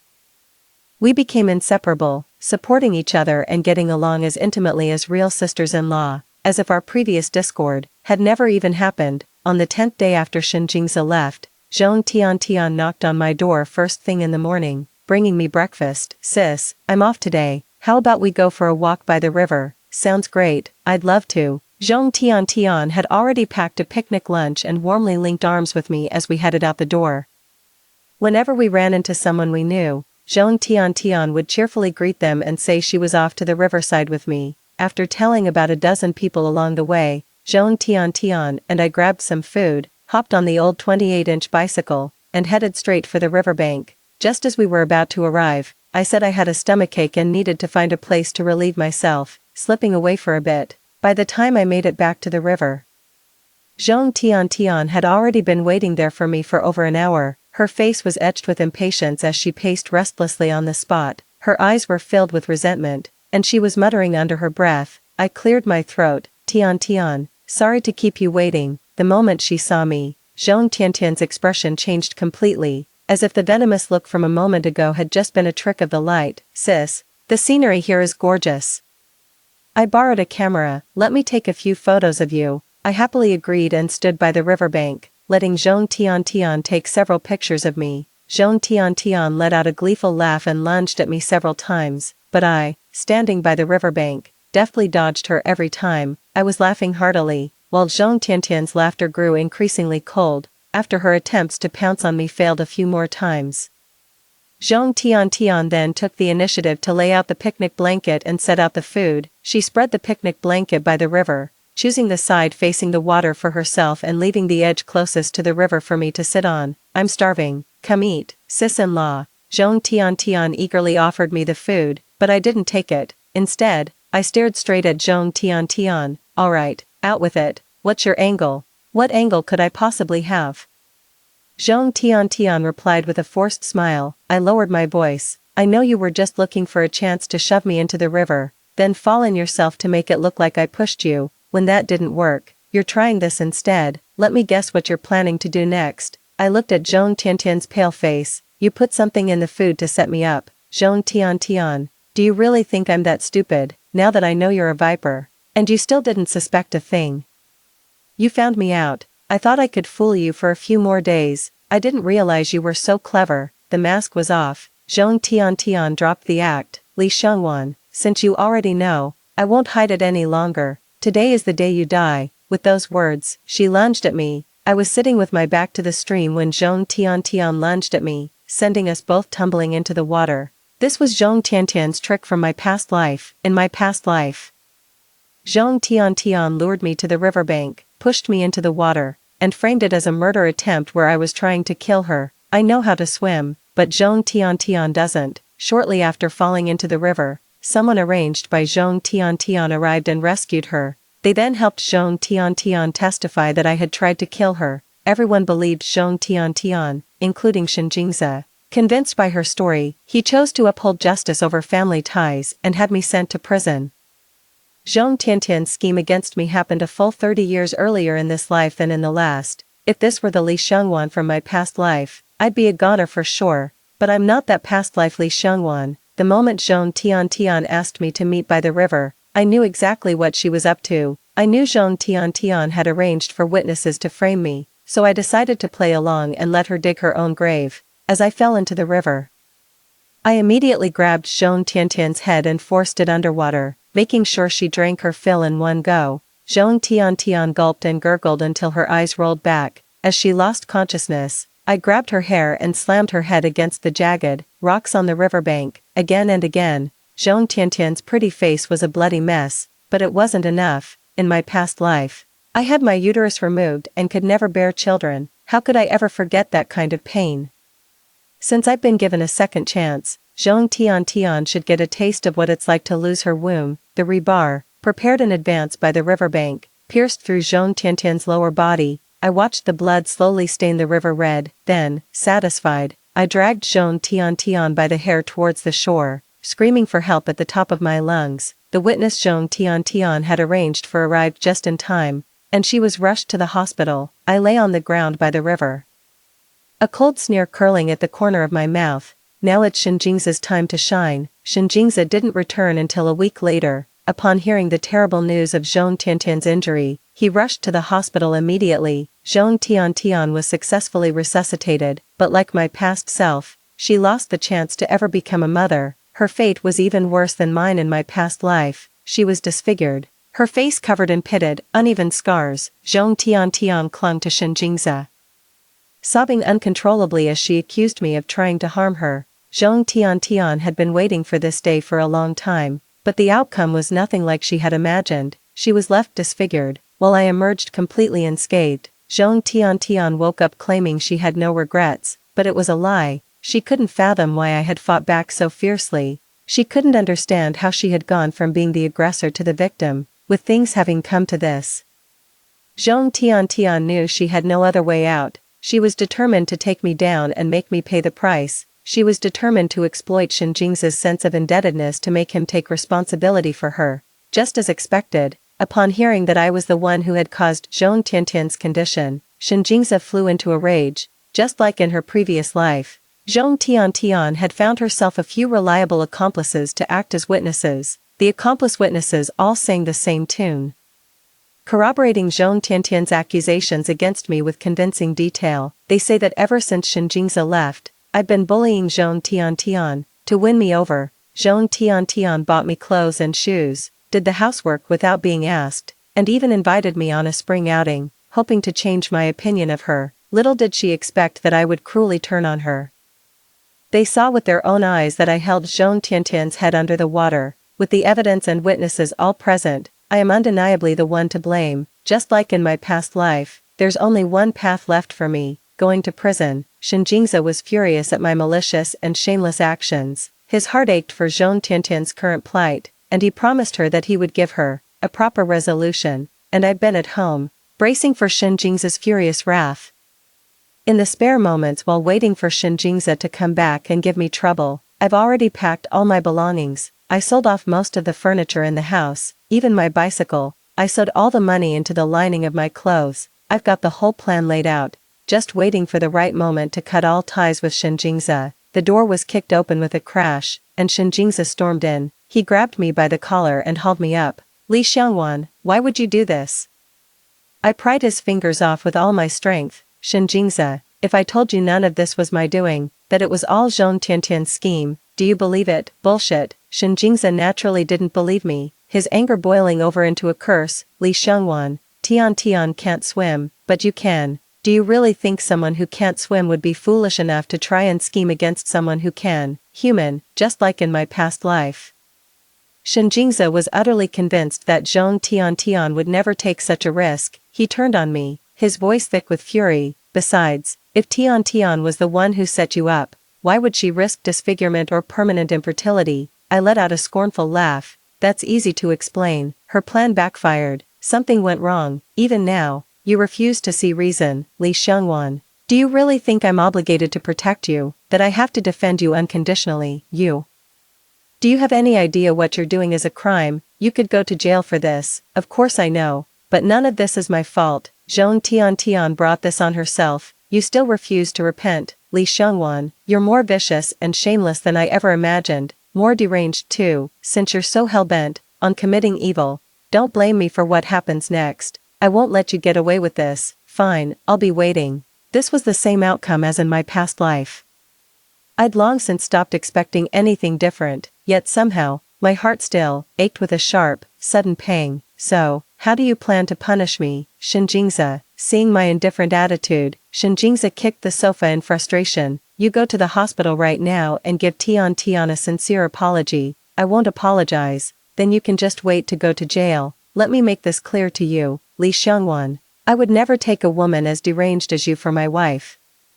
I will divorce you the moment you're behind bars. Absolutely, I'd be delighted. I pulled out the divorce papers I had prepared long ago. Sign it, let's get divorced right now. Shinjingza looked at the divorce papers, then at me. You were already prepared. You knew I would ask for a divorce. Why, what? No questions, just sign it. Shinjingza, who had never been bested by me before, was absolutely furious. He snatched the pen I offered, scrawled his signature on the divorce papers, and flung them at me. You got what you wanted. I bent down to pick up the divorce papers, and by the time I straightened up, Shinjingza had already stormed off. He even had the nerve to threaten me on his way out. Just you wait, the police will be coming for you any minute now. I let out a cold laugh, grabbed the divorce agreement, and headed straight for the Civil Affairs Bureau. An hour later, I walked out of the Civil Affairs Bureau with 2 divorce certificates in my hand. I'm relieved that the divorce went so smoothly. Now, the next thing to wait for is the police questioning. I'm not at all afraid of the police questioning. It's not like Zhong Tian is the only one who can find witnesses to testify against me. I've lived a long life and have my own resources, and my preparations are even more thorough than Zhong Tiantian's. The police didn't come to me. I took the initiative to go to them with evidence to file a report. I have prepared my evidence thoroughly.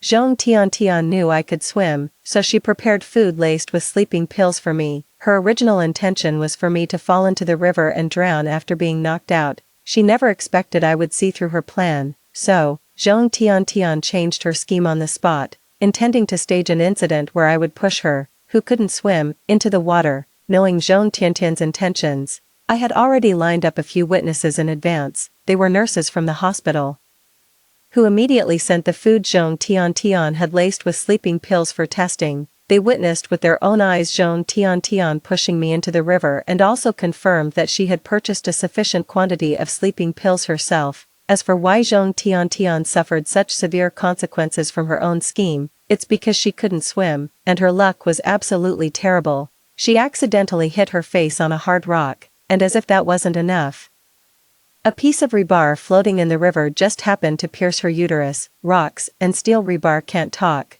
and there are no traceable fingerprints to prove someone harmed her.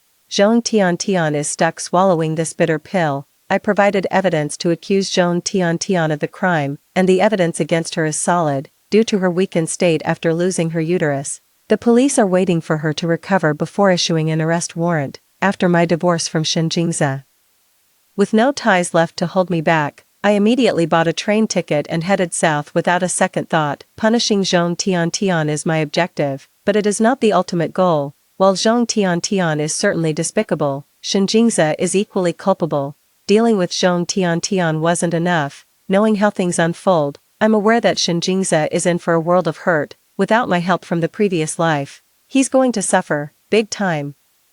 I'm just waiting for Shen Jingze's comeuppance. After leaving, I threw myself completely into building my career, dedicating all my energy to it. Having a sense of what was coming next was a huge help to me. I successfully started from the bottom and worked my way up, achieving solid results in less than 5 years. As the winds of reform and opening up swept across the land, I was among the first to dive into the business world and reap the rewards. The company I founded expanded rapidly. And over a decade later, I became the country's first female richest person by net worth. I took my money and the people I had gathered to open branch offices all over the country, while also engaging in charitable work wherever I went. I never expected to see Shen Jingze during a charity visit in Jiangqing. Over a decade later, Shen Jingze had transformed from a dashing, upright military officer into a disabled man confined to a wheelchair. I was speaking on stage, while he watched me from below, seated in his wheelchair. When our eyes met, my expression was one of complete understanding. While his face was a mask of utter shock, I saw Shen Jingze's lips moving. Though I couldn't hear a sound, I could clearly read what he was saying. It was unmistakably the 2 words, Shengwan. After donating a substantial sum of money, I was about to drive away when Shen Jingze, in his wheelchair, blocked the path of my car. Shengwan, do you have any idea how long I've been looking for you? I asked him indifferently. What do you want with me? I never intended to send you to prison, and I never intended to divorce you. I was just angry. I tried to persuade Zhong Tian to drop the charges against you, but by the time I convinced Zhong Tian, you had already left. Is this supposed to be a belated apology? Even if it is, why should I accept it? Seeing me stare at him coldly without a word, Shen Jingze's face fell, his lips quivered. Shengwan, I had no idea Zhong Tian could be so despicable. I was completely deceived by her. That's why I acted that way. Stop, I don't care. We're divorced. Remember, your life is none of my business anymore. I stared at Shen Jingze and said, slowly and deliberately, would you mind getting out of my way? I'm in a hurry to see my husband and my son. Today is our 6th wedding anniversary. You're married, you're actually married and have a child. Shen Jingze's face turned ashen as he wheeled his chair forward. My driver started the car. As it began to move, Shen Jingze suddenly spoke up. Shengwan, I had a dream. In it, you loved me deeply, you never left my side, and we had a son together. Oh, really? I replied, rolling down the window and smiling at Shen Jingze. There must be more to that dream, right? Like how you turned a blind eye to me for Zhong Tian's sake, or how you had me thrown in jail because of Zhong Tian, how you and your ungrateful son always favored and bullied me, just like her. Shen Jingze's face turned as pale as snow. I said with a beaming smile, in your dream, were you on death's door after some heroic act? And was it Zhong Tian who begged a famous doctor on her knees to snatch you back from the jaws of death?